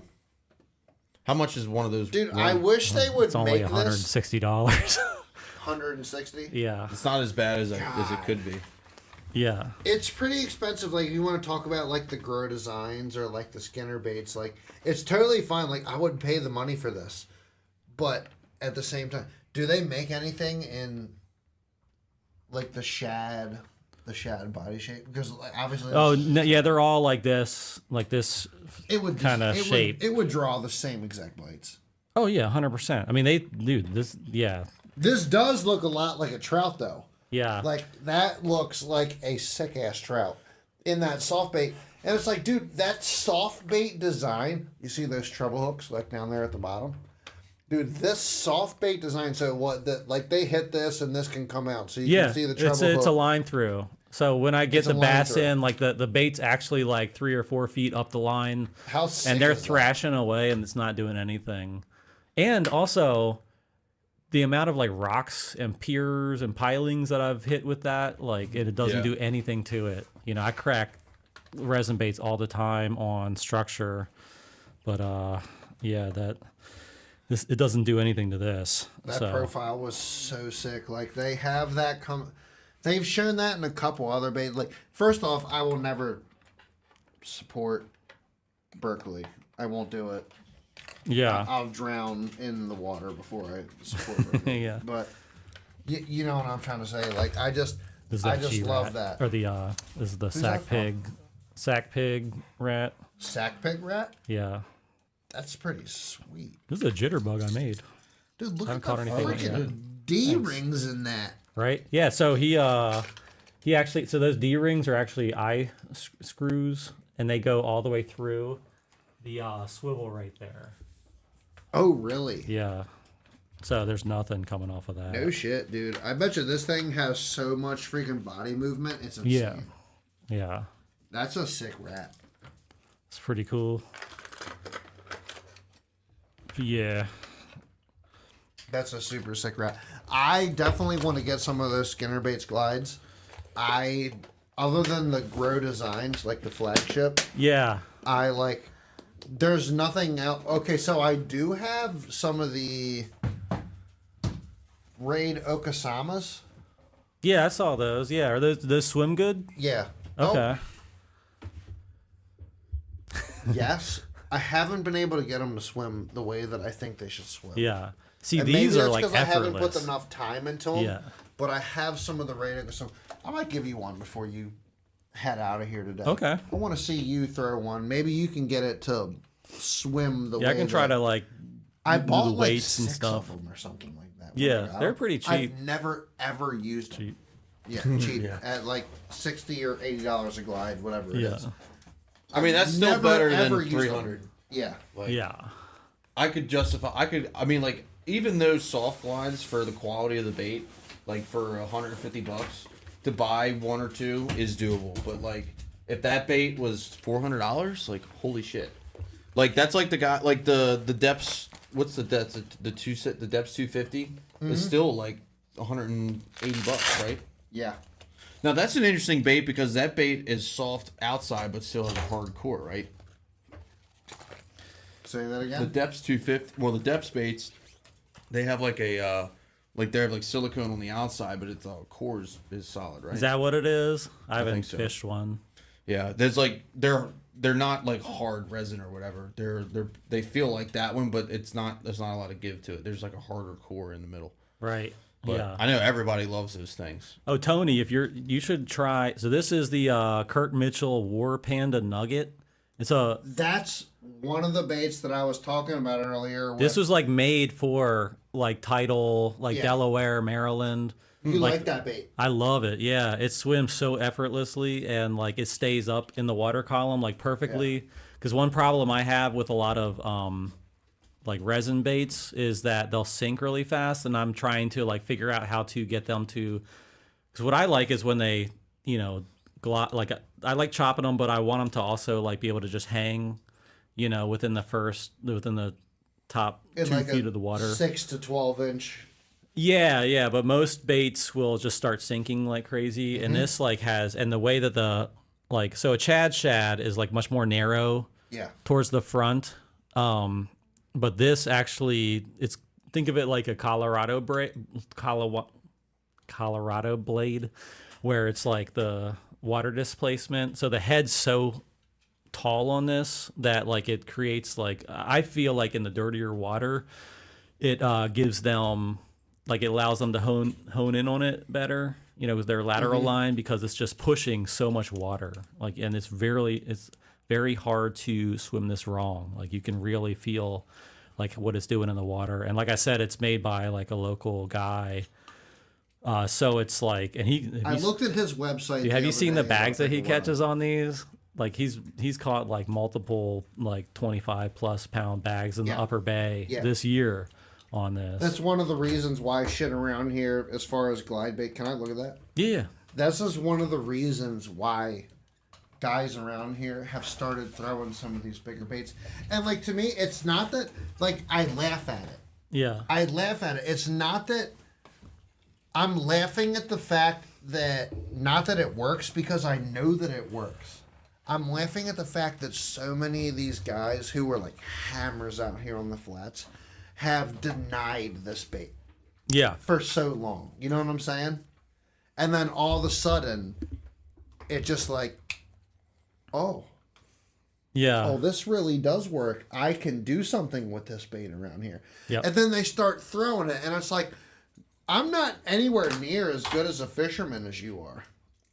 Right. I don't have all the spots and stuff dialed in like you have dialed in, but the fact that I've been throwing this bait for so long and you've laughed at me for throwing this bait for so long, and now all of a sudden you got to have one of these tied on, I find great joy out of it. Yeah. I just find great joy out of it. It just, I enjoy it. I It's like happening watching with guys who are just LiveScope, out there too. like, you'll never catch anything with that bait. You're not going to catch five fish on that. You're not going to do anything to torture with that. And I'm like, okay, you know what I mean? And then the time rolls around, and as time goes on, it's like so many boats that you see go out there, they can't even fish without having one of these baits. Right. Yeah. You should have one tied on if you're in a tournament. And they're kind of right in the sense that like I'll go out all day and I'll get 2 or 3 fish. You know what I mean? Like a lot of the time. Like sometimes I'll get, I've had a few days this year where I've gotten a good amount of fish just throwing a glide bait, and I would have done okay in a tournament, or I'm getting 20 plus pound bags or something. But they're right in the sense that, if it's not the right conditions, if it's a chatterbait type of day, like you should probably throw a chatterbait, and then like you were saying, like if you've got 5 fish already, you know, like you might as well throw a glide bait and try to get a 5+ pounder or something. But yeah, it is a lot more of the normies using them now. The thing of it is like the way I look at it, as I'm definitely not anti-glide, but like I look at it as it has the same. Every bait has pros and cons, right? A glide bait is no different. The pros to a glide bait is the chance to catch giants, right? Yeah. But the cons are what they are. You know what I mean? Just like any other bait. So it's like I feel like it's interesting how like the community is around glide baits, because there are some people who like they will throw a glide bait, period, in a sentence, and that's the deal. Like they'll throw it all day.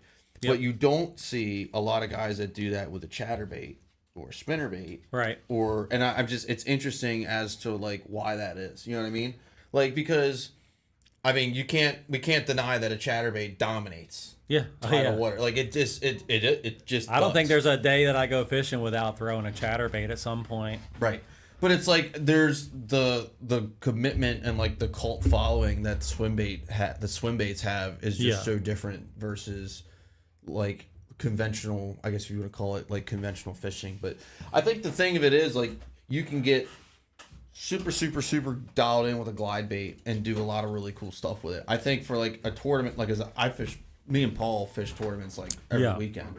I think for somebody like him and I is just having a handful of glides that you know are good and knowing how to use them.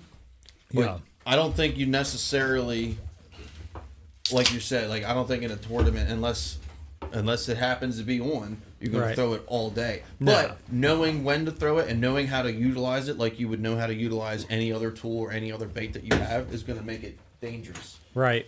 So yeah, no, 100%, man. Yeah, there's a time and a place for it. But yeah, I think that like it's kind of I guess more and more people throwing glide baits are going to make them less effective. But I'm kind of I like the challenge, you know, like me doing the silicone glides now. You know, I wouldn't have done that if Do you think it the wasn't soft getting plastic harder. glides are going to take over the swim bait scene? I don't know, because they're a little more complicated to rig. You think so? Yeah, I think that. I feel like they look so much more natural in some ways. Yeah, I mean they might. I think that like the people that are serious about swim bait fishing, or you know that are looking for like that edge, they'll probably do that. But I think that like a lot of people with the big rush towards the resin baits and the hard glide baits, you're going to have a lot of people that are just kind of like in that zone for a few years Because they're before going from ever... the ABS plastic to the resin. Right. Yeah. And then I feel like most people, that's as far as they're going to go, you know? So I'm all for like making things more challenging, you know, like Loch Raven isn't like a Japanese lake yet. You know what I mean? It's not like that, but it is like super pressured. And since that I live 10 minutes from Loch Raven, so that's probably where I fish the most, and that's like the place I fish that's the most pressured. It's such a good fishery. There's some big bass in there. Such a good I mean, there's fishery. like Loch Raven is the best lake like around, and people don't realize how good of a lake, how good of a fishery that place is. Like that place is a factory for giant largemouth. I mean, 100%. And as much as we hate it, And like, smallmouth, 6.5 pound smallmouth. I saw last year a guy caught. Yeah, and as much as we hate like the boat restrictions and everything, I'm sorry. Imagine if it wasn't. That's part of the reason why it is so good. Yeah. We should have a res rig, and we should have bass boats. Period. Yeah. I think the investment that it takes. I mean, I got one. You I know, know, that's what I'm saying. I'm all for like gatekeeping a little bit with Where did Loch this bullet Raven. come from? That's been on this table for years. I should probably shoot this. Probably. Is it a 9mm? It's a 9mm just sitting on the fucking table. I saw that. It's been here for so long, dude. Yeah, it would be a lot cooler if it was a 40. It would do a little bit more damage. 45 for sure. Well, yeah. I don't know. EDC of 40. I don't have any problems with it. I will tell you this, not to get into the gun conversation, but like we do a lot of target shooting, and we have Clint has one of the targets where I do a lot of target shooting too, just with big swim baits. No, well, like he's got one of the flip things, so like it's on a pivot, and you hit it, and then if you hit it right, like if you time it right when it comes down, your shot when it's like that, it's little, but if you hit it right, it'll flip. And to flip it if you catch it while it's swinging back, yeah. If you catch it on a 9, I think it takes like 5 or 6 shots to get it to go all the way around. A 40 is 3. This is the momentum, I guess. It's just way more of a oomph when you hit. It's a larger piece of lead, brass, whatever it is. Whatever, yeah. That's hitting the target. I'll use the bathroom real quick. Yeah, I don't know. I do like the. But I want to hear. You've listened to a lot of swim bait talk tonight, and not to talk down to you. I'm not talking down to you, but it's been the past couple of years. We've been encouraging you to upgrade your rods, encouraging you to upgrade your reels. I do have a bunch of swim baits. And now you're even looking at the whole swim bait thing. Oh, I have a bunch which is impressive to me. I have a bunch of them, but I need to catch more fish on them before I start getting into like. But do you realize that there is times where you need to go out and like it's difficult. It's difficult, and I understand it's difficult because you have a club tournament that weekend. So why would you want to go out and just throw a glide bait all day long? If you know you have a club tournament that weekend, and that might necessarily be what gets all the bites. But if you were to throw that glide bait all day long, if you were to put the glide bait down and then pick up a 6-inch paddle tail and just repeat that process and gain your confidence in when and where to use those baits. So, like I said, we definitely, I've thrown it a little bit more. I've thrown it more last year in the last 12 months than I ever have. Miles, you fish with Tony like you already know. I got Tony to throw it when we went to Virginia, and he caught one and became a believer. It works the same way around here. You just got to know when. Well, right, and that's the thing is, I use it, but see, what you're saying with the glide, go out and throw it for a whole day, I got that, but I don't do that with anything, though. You know what I mean? I don't fish that way. Yeah. You don't need to do it even with a jig. Right. And if the jig's not working, you're going to throw a chatterbait. If chatterbait's not working, you're going to throw a spinning. Now, I feel you. When I'm out there catching them, if I'm practicing and I'm catching them good on a bait or whatever, and I know there's fish in an area, will I throw a glide? Love that. Yes. Love that. Michael Bradley 25 on YouTube. We need to answer this question right now. If you could create a 3-bait budget-minded starter kit, what baits would you go with? Swim bait starter kit. You have to put the S waiver in there. Just because. I would say take all 3 of those baits budget and get a resin shad. Or a Spro, definitely a Spro shad. I would say it's hard to find, and the Buka. I would say a 6-inch ABS trick shad. I would say a Mega Bass Mag Draft Freestyle. Oh yeah. You have 1, and then you have 2, and then I would probably say go with a Spro KGB Chad shad. Mm-hmm. That would be the 3 top baits. Michael Bradley 25 on YouTube. That would be the 3 top swim bait starter baits that I would roll with 110%. Now, if you wanted to get cute with it and you let's say he doesn't want the paddle tail. If he doesn't want the paddle tail, you get rid of and you're going to hate this, you get rid of the mag draft. Boom. Freestyle. Jim nailed it, and we were literally right. Yep. We're right on it. But if you get rid of the mag draft freestyle, you put in the chop block. Yeah. I haven't thrown the chop block, so I don't actually know, it's but I just could probably agree with it, even though I freaking hate Berkeley. Well, it's just because you got 3 things going on. You got the Chad shad, you got the trick shad, and then you got the silicone glide to cover all the bases. Or whatever I plastic feel like though, you can have 3 different glides, but old tire. I would rather throw yeah. 2 different glides and then have a paddle tail in the mix because you need to have something different. my glide baits, I'm not chopping and gliding on the bottom of the lake. I'm using them subsurface. Right. Right? Yeah. Where the mag That's well, you can do that. That's advanced stuff.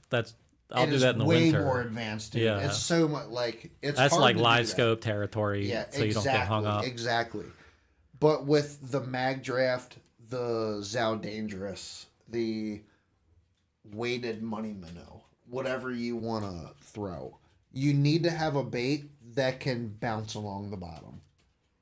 So, to me, it would definitely be 2 glides and 1 paddle tail. Those would be the 3 that you must have. Yeah. And you've seen it. Oh, you yeah. saw it the other day. Yep.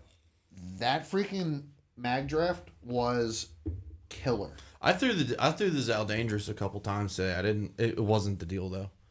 But that was because the area where I was throwing it, they weren't eating anyway. And by the time I found where they were eating, I was catching them pretty good. So I was not about to get cute. I like Joe's thing. It's just the Spro Chad, the G2 shellcracker, which is like the ABS, like the plastic shellcracker. So that's this, but it's like the plastic shellcracker. Oh, cool. Yeah. Yeah, show it up. Nice. That is the wooden shellcracker right there that he's holding. That is a original OG wooden shellcracker from Black Dog Bait Company. This is wooden? That's wood.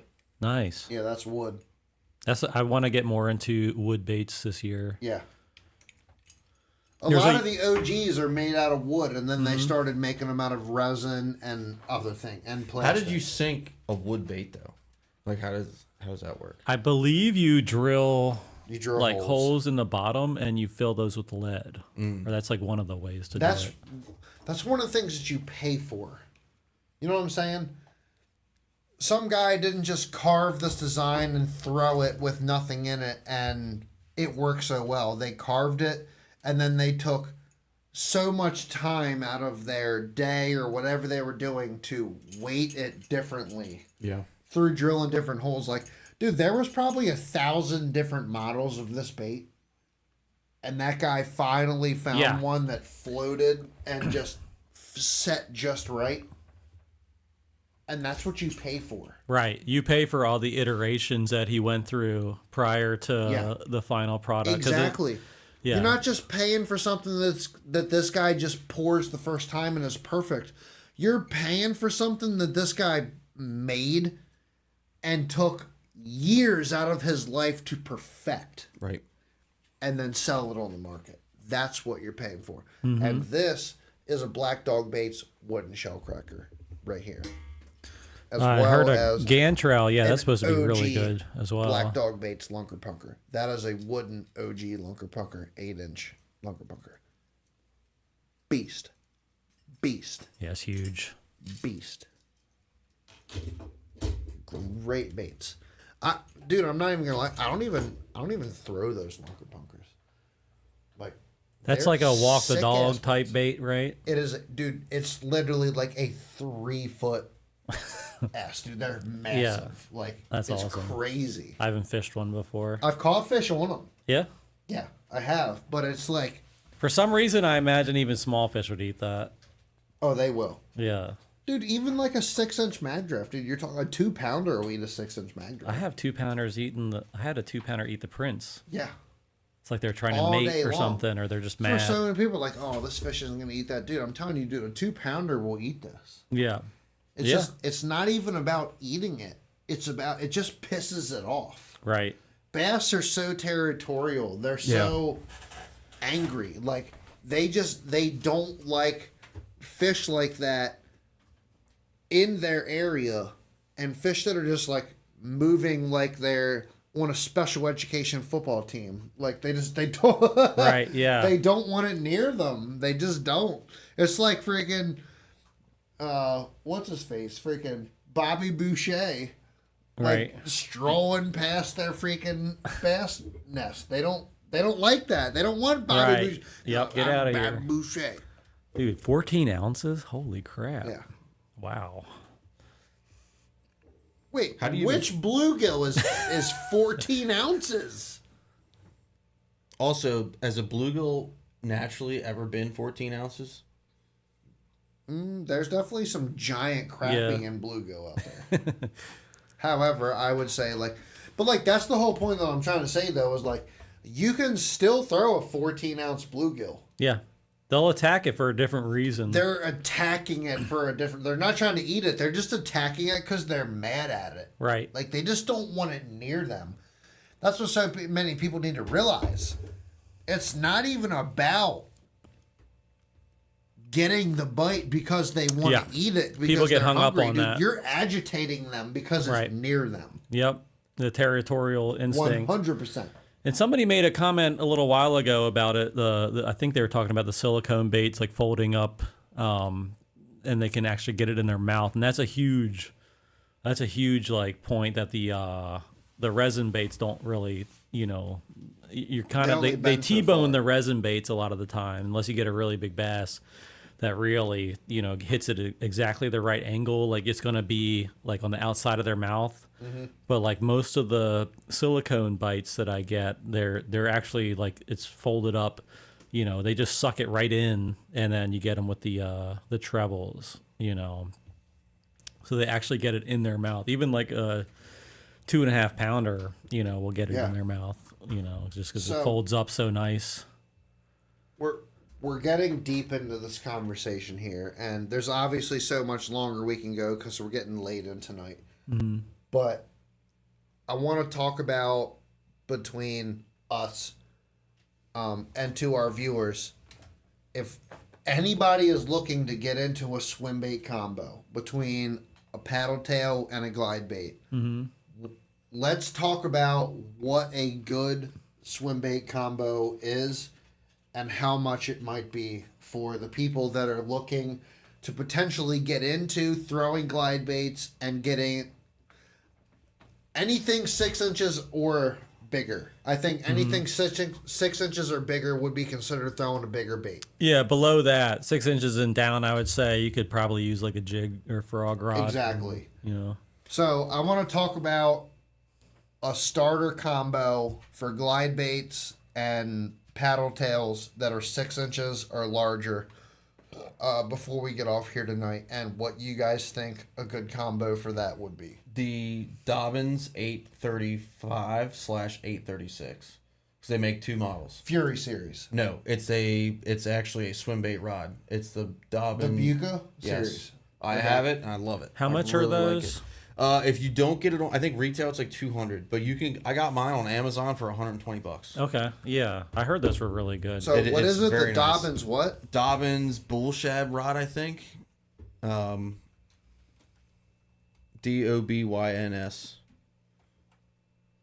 What was that?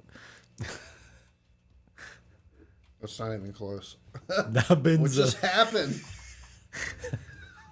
That's even better than what you typed first, though. It was like Dibonzo or something. There you go. Dobbins swim bait rod. Buca brand. Yep. Dobbins Mike Buca bullshed swim bait casting rods. This one right here. Yep. $229. And then they have the medium heavy fast, which is the 835, I think, and then the 836 is the heavy fast, and it's basically designed for the size of the bait. Medium heavy fast. Yep, and it depends on the size of the bait that you're trying to throw. So if it's like, I think it's 8 and below, you go with the medium heavy, and then So medium heavy fast is a 1 to 5 ounce. Mm-hmm. Fast, wow. Fast. Interesting. And then the 2 to 8 ounce on the heavy fast. Yep. I have the medium heavy fast because, like I said, I throw in like the trick shad with it and the G-Rat baits, which are, in like that 4 ounce category. So it's a little bit at the top end of it, but I know guys that have the other rod too, and the other rod is really good for like those 8-inch and bigger glides. But it's a nice rod. I mean, and it's not super expensive, but it's a Dobbins rod. So like you get the decent quality with the Dobbins. The warranty's really good too. What reel would you pair with this rod? My reel is a Ardent Apex Magnum. An Ardent reel. Ardent Apex Magnum. It's a swim bait reel. I haven't tried an Ardent yet. I love them. I've been Yeah. using them almost exclusively forever. Apex, scrolled it. I saw it. There it is. Second one down on the left. Is that what the Tyler This one? Berger guy uses? The Apex Magnum Maybe. casting reel. Yep. And it's a big ass reel. It's built for to hold a lot of line for heavy applications. Is that like 300 size? I 200? don't know. I would say it's probably 300 though. Yeah. Nice. 17.6 max drag. Pretty good. Yeah. More than you'll frame. need. I'm trying to think of what the line capacity is on it, but I mean, like you can put a lot. Like I have one on my A rig rod. I love how it says 10-pound test, 260 yards. Yeah, yeah, because that's what we're gonna throw. Right. But yeah, Where no, does it it's. say that at?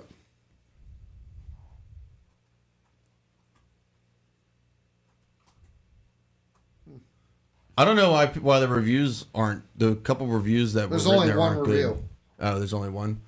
Yeah, I have two of them. I really like them actually. I have one for my A rigs and I have one for my swim baits. Jim says a Shimano Scorpion, and I'm going to back him on that.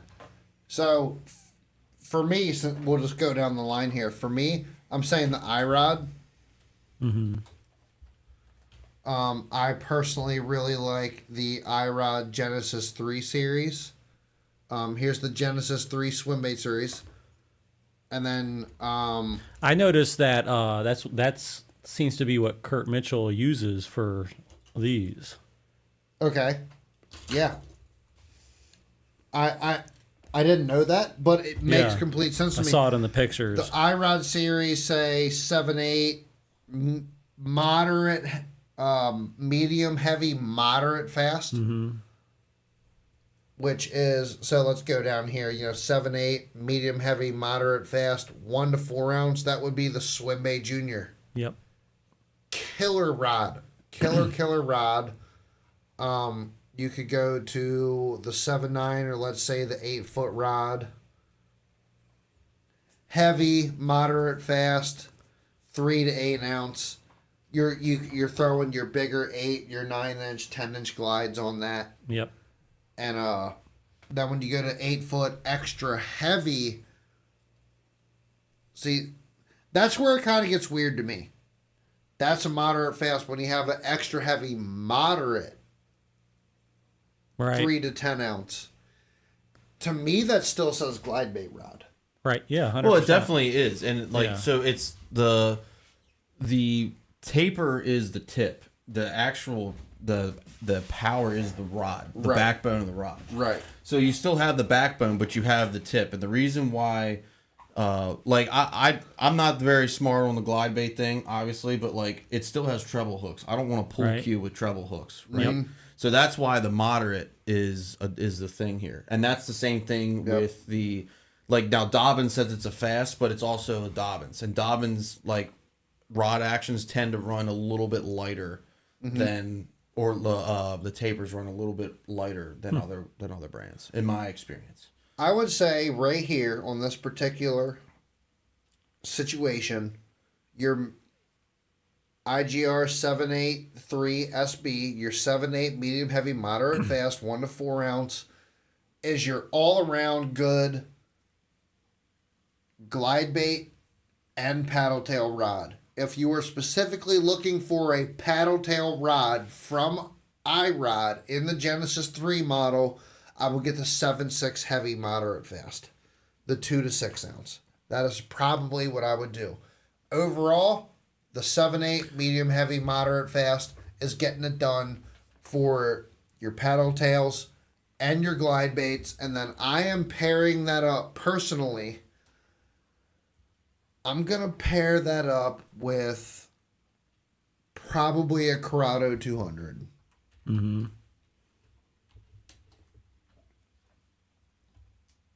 So Shimano Corrado 200. I'm pretty sure Shimano just came out with Corrado swim bait rods too. They did. Yeah, they have one. Here's a 200 casting reel, left hand, and I'm going to do a 7.4 to 1.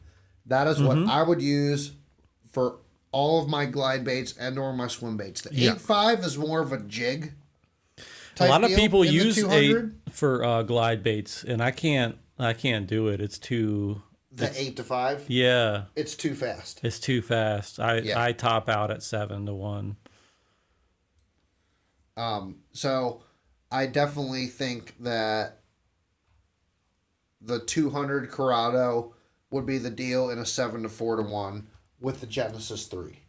That is personally what I would throw as a beginner series, and you're looking at what, 250 plus. It's about 450 $150? bucks. It's about $400. Yeah, so you're looking at almost $450. Yeah. That is expensive to get into a swim bait. Yeah, into but a you'll swim have bait both thing, of I the. would You'll say. have that for a long time. It's you know. cheap in retrospect, but if you want to get in and have something legit on the lower cost side of things, I would say that's pretty good. Yeah. Yeah. I would say that's pretty good. That's like I said, that's the Shimano Corrado. They also have the 200 DC at 315, but I would just run the regular. See, I run the 200 DC because if you look at the 200 and the 200 DC side by side, like I'd rather get the 200 DC size without the electronics. But if you look at them side to side, the 200 DC has a wider, it's a wider reel, you know, so it kind of makes more sense to me. It holds more line, and it just honestly looks better on a big swim bait rod, you know. I have more confidence in it. Also, you know, I don't know, the DC thing doesn't actually do much for me. It doesn't look like Shimano has a swim bait line in their rods. They do. It's called something else. If you just Google Shimano, they just came up with it. It's a new line. I don't remember what it's called though. I'll when I see it, I'll recognize it. Go to the rods. Keep going down. Keep going. The Zodius B looks so good, by the way. Claris, pretty sure. I think that might be it. Is it the Claris? Keep going. It's not the Intenza. Wait. Outlier. Go up. What was that? Go back up. Keep going. The Outlier. Oh yeah, there's an that's what outlier it is. swim bait rod. Yeah, The Shimano Outlier. I was looking at that before I got the Mark II. So it's not marketing it as a swim bait rod. Go down to the it says the They sizes. are built specifically for serious swim bait fishing. So yes, it is. Yeah. That's a $400 rod alone. Yeah, but it's a Shimano, so you know it's good. I would True. probably agree with that, to be honest with you. However, I can't justify the cost on that rod for what it is when I know there's other stuff out there that is also phenomenal for half the price. You should just get a Poison Ultima. Yeah, for $900. I think what I'm gonna do is if any tournament winnings that I have this year, I'm gonna save all of it and I'm gonna buy a Shimano, Poison Ultima this year. I'm not kidding. What is the combo that you would build? As a budget, like entry level. Honestly, I'd probably go with the same rod you went with. Like I have the iRod Quirkus Swim Junior, which is one of my favorite rods. And that's like, I think like lower 200s. The iRod Quirkus? Yeah. So if you can pull that, I would get that. But if not, then I would get the Genesis 3. iRod, I know Air they're- Series, Swim Bait, Fiber Series, down. Genesis 3. Yeah, it's the cork handles. It's like a split cork handle. Quirkus. Yeah, that one. Oh, it's down at the bottom. They make a split handle. Okay, I version. see it. Just that long. Yeah, cork handle yeah. there. I think the 7.8 is the split handle though. 7.8 Swim heavy, Junior. moderate, That's what I fast. use. That's what I use the most. That's the one that I like a lot. So it's like a Swim Bait Junior, just a different setup. It's the same thing. It's just a higher. You know, Yeah. it's like $60 more. Different guides, different handle. Right. It might be the same blank. I'm not sure. That's probably what I would get. If you can't pull that, I would say, the Genesis 3. And then as far as a reel, like if you're really trying to, like if you're just trying to get, like if it's really budget, I would get a 13 Fishing A3 reel just because it's like a workhorse. Like I still have mine from like 2021 and it's like I don't do anything to it. And The A3? Yeah. But you can find them like for That super still cheap. seems like an expensive reel at $250. Yeah, I guess so. I got mine for like 130. Like so you'll find them on sale. The 13 Fishing stuff is so weird. Like you'll find it on sale for like less than half price like every couple months. Have you had any problems with these reels? No. I think I actually might own one of those. And they're saltwater. They're made for salt water. So like that's what I got my big snook on. It's like what I got my PB bass on. It's kind of just like what I used forever until last year when I started experimenting more. But that, the DC 200 is a great swim bait reel. I'm trying to think of like comments that I didn't look at here. because I would kind of only use a 200 size or up, But like I said, like I'm kind of on a budget, so I haven't experimented with a bunch. But those would be my two go-tos. Like I said, I think I got a 13 Fishing A2, which is significantly cheaper, but it's like the same mechanics inside, I think. And it's like the drags on the A series reels are like crazy. They're like, that's like a 40-pound drag on that. I will say I use the Concept A. I got used. I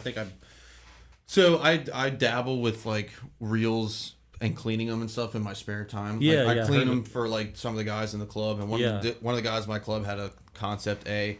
He took it apart to clean it, could have put it back together, right? I've gotten so many reels like that, by the way. People say this reel doesn't work, and I'll take it.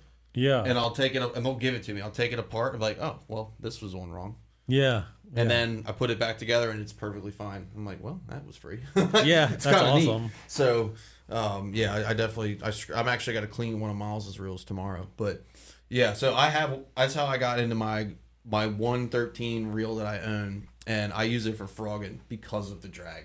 Yeah, like dude, it's way overpowered. Like there's no reason. Like I don't even think I turned mine up halfway. Yeah, like there's no reason to have 40 pounds of drag, But yeah, I had you were saying like reels that seem dysfunctional. Like I have a Bates Hundo. Oh, I want to try some of those. I really want to try if we ever some go of those. fishing, like you can try mine out. But I had one and like it started making noise, and I was like, man, this thing is like actually turned out to be crap, and still used it, but it was just loud and like casted weird and just had like this clicking sound when I would reel it in and stuff. And then I figured it out. I finally like really took it apart and cleaned it, and it was like something in the worm gears. Yeah. Now it works fine. It's probably the reel that I backlash the most, even Right. though I've been like fishing bait casters for like almost 30 years now or something. That's the one I still backlash on. It's just like, it's a very like raw feel to it. There's Yeah. like a Shimano is very like polished feel to it, but the baits are like just straight up like aluminum on aluminum or something. I do want to try a Bates reel because they kind of came onto the scene recently. They kind of got my attention recently, but I would like to try one. But I'm very loyal to my Ardent reels. And part of the reason is because I do all my own reel maintenance. So like, you take apart one Ardent, you take apart 100 of them because they're the same. Okay. It's just the difference in the components internally, but the design is the same. Everything comes apart and goes together the same way. Yeah. Which is nice because if you start, like, I was servicing a couple Shimanos a few months ago, and I just fixed up one of his, and the concept is the same, right? But it's different. Yeah. You know what I mean? So like, it's easy to go by, habit and put shit back together, and you're like, actually, I don't think that was right, because right, for whatever, like Ardent does their two washers on one end of the nut versus Shimano does it on the other end for reasons. Right. And something simple like that, like you wouldn't think it makes a difference, but it can absolutely like make the reel not work. Oh yeah, 100%. I think I've done that several times where I put the reel back together and I'm like, wait, how many washers on this side or whatever, and then it's not working right, and I gotta like find somebody on YouTube that I can like go through every step with them to get it back together. I took apart. So one of the guys in my club, he gave me a bunch of old Daiwas, like early 90s. Yeah. Like the old flipping switches and the little switches where you can like open it up to pick out a backlash. Right. Like it has like a plastic case you can flip it open. Oh, that's cool. Yeah, it's pretty neat. And a lot of them didn't work just because they were old and gunked up. And I took apart every single one of them, and they all work now. But it was, I mean, I don't have any of them like in use, but I could. Like if I wanted to use them, I definitely could. But it's definitely like the concept of a bait casting reel is the same. Right. Like they all work the same way. And that's like one of the things that's why I don't have any like $300-$400 reels, because I pulled so many apart, and it's like, okay, I got it. The components are different. The biggest difference is actually like Gio says, gotta love when you put it back together and end up with extra washers. It's not even relatable. It's not even the components more so than it is like what the reel is actually made of. What I mean by that is, so like Ardent, most of their reels, there's only a few that are aluminum. The ones that are aluminum are really, really good. They're a little heavier. Right. But the ones that are like carbon and plastic, they're super light. But what happens is where like the metal actually attaches to the plastic, that's where it gets worn out. Okay. And you can't fix that. You have to buy a new reel, essentially. Right. So that kind of sucks. But I have a couple Ardent reels that I bought in like 2015. I still use them. Nice. And like I've cleaned them. I now some of them I have to take them apart like every 3-4 months and clean them, because once they get old and if they start getting wear, like any little thing will make them malfunction. Whereas a new reel, like if you drop it in the water, whatever, it's fine. Like I have some reels that like if they get rained on enough, they'll start acting weird because they're so old. Right. So, but I don't know. I just I caught a fish on one of the reels. I caught the fish on today. I bought that. I'm pretty sure I bought that reel in like 2018. Wow. And it still functions great. Nice. So, do you know what reel that was like a hype reel that actually is really good? Like the 13 fishing Concept Z slides. Remember that was like a big thing. Like I bought 2 of them and I'm still using them. Like I have used the crap out of them and they are still going. I've caught so many big fish on those, and they're kind of corny looking or whatever. They were like, they got the bright orange handle. But if you watch my videos, I'm still like using them, and they're like going strong. It's kind of crazy. I don't know if there was like, I know Rapala bought them a couple years ago, so maybe the quality went down, but yeah, those are great. I mean, I think that eventually I'm going to be switching basically to all Shimano and baits at some point. What'd you say? The Bantam 200, a Bantam 200 would be sick. That's what I want to get next. Yeah. I've been trolling the JDM sites to see the Shimano Bantam is so sick. Yeah, it's such that's a good my reel. that's my next reel. Super definitely. smooth. Yeah, and they're workhorse. They can really. Is there Scuba something Steve with the gears, throws a right? Bantam every day. Who? Scuba Steve. Okay. Guy that I fish with. Yeah. He fishes it. He's one of the ones that like really got me into a lot of the JDM and the higher end stuff, but over time and throwing the more expensive gear, Yeah. dude, it's just paid off so much to have more expensive rods and reels than It does. the cheaper Yeah, stuff. unfortunately. Yeah, it does. Chad gives me shit all the time because some of my reels, like, because they're old and they make weird noises and shit, and they like scream, like not in a DC cool way either, like in a like. Ooh, yeah, my reels dude, make a lot of noise. noise. One of his reels screams like a child is dying. Yeah, like it's bad. And the frog still went 70 yards. Yeah, I got a couple like that. Farther, yeah, probably. Yeah. Jeez. But anyways, we're getting pretty late into the show, so do you guys have anything that you want to add before we decide to sign off here? I'm Not good. It's really. been a lot of fun, man. I appreciate you coming out. Yeah. It's good to finally meet. Yeah, I know. I've been watching you guys for a couple years now, so I've got like a parasocial relationship with you guys now. I'm here in the flesh, seeing you guys in real life, and you guys are big and muscly and stuff. That was Well, he is, anyways. But yeah, no, this is really fun. I would just say check out my channel. It's Jamie McLane on YouTube. If you look JAMIEMCLANE. If you put fishing in there as well, like that, I should pop up. I've got like 1,100 something subscribers, so that's the guy you want to look for. But I'm also on Instagram. Put your Instagram handle. Okay, cool. Yeah, Gillraker79. So check those things out. I got a lot of local stuff. I'm backlogged on footage right now, but I'll be hopefully uploading a lot of good stuff in the coming months. But yeah, that's about it. But yeah, it's cool to actually be on here. So dude, we appreciate you coming on so much, and honestly, the show went so well. We would love to have you come back more often. Like, yeah, you got to fish a Thursday nighter this year too. You live far enough. You live far enough away, but you don't live too far 23 away. minutes. 23? 23 minutes. Shit, yeah. he's coming on the show every So Friday. He's got to fish. He's got to fish the Thursday nighters. Yeah, that's one I've kept forgetting, but I wanted to ask you guys about that. You know, like what do we do? Well, normally, after we sign off the show, we go talk in the carport for another hour before we. Okay. Yeah. So, but yeah, I definitely want to get on the Thursday nighters. I've been fishing the gunpowder for years now. Jim Fallon, you're the man, my brother. Try to put that to at least go and hang out, because it sounds like a fun time. I hear you guys talk about it for a couple years now, and that's like 30 minutes, 25 minutes from my house. So yeah, it's a good time. It's a good time.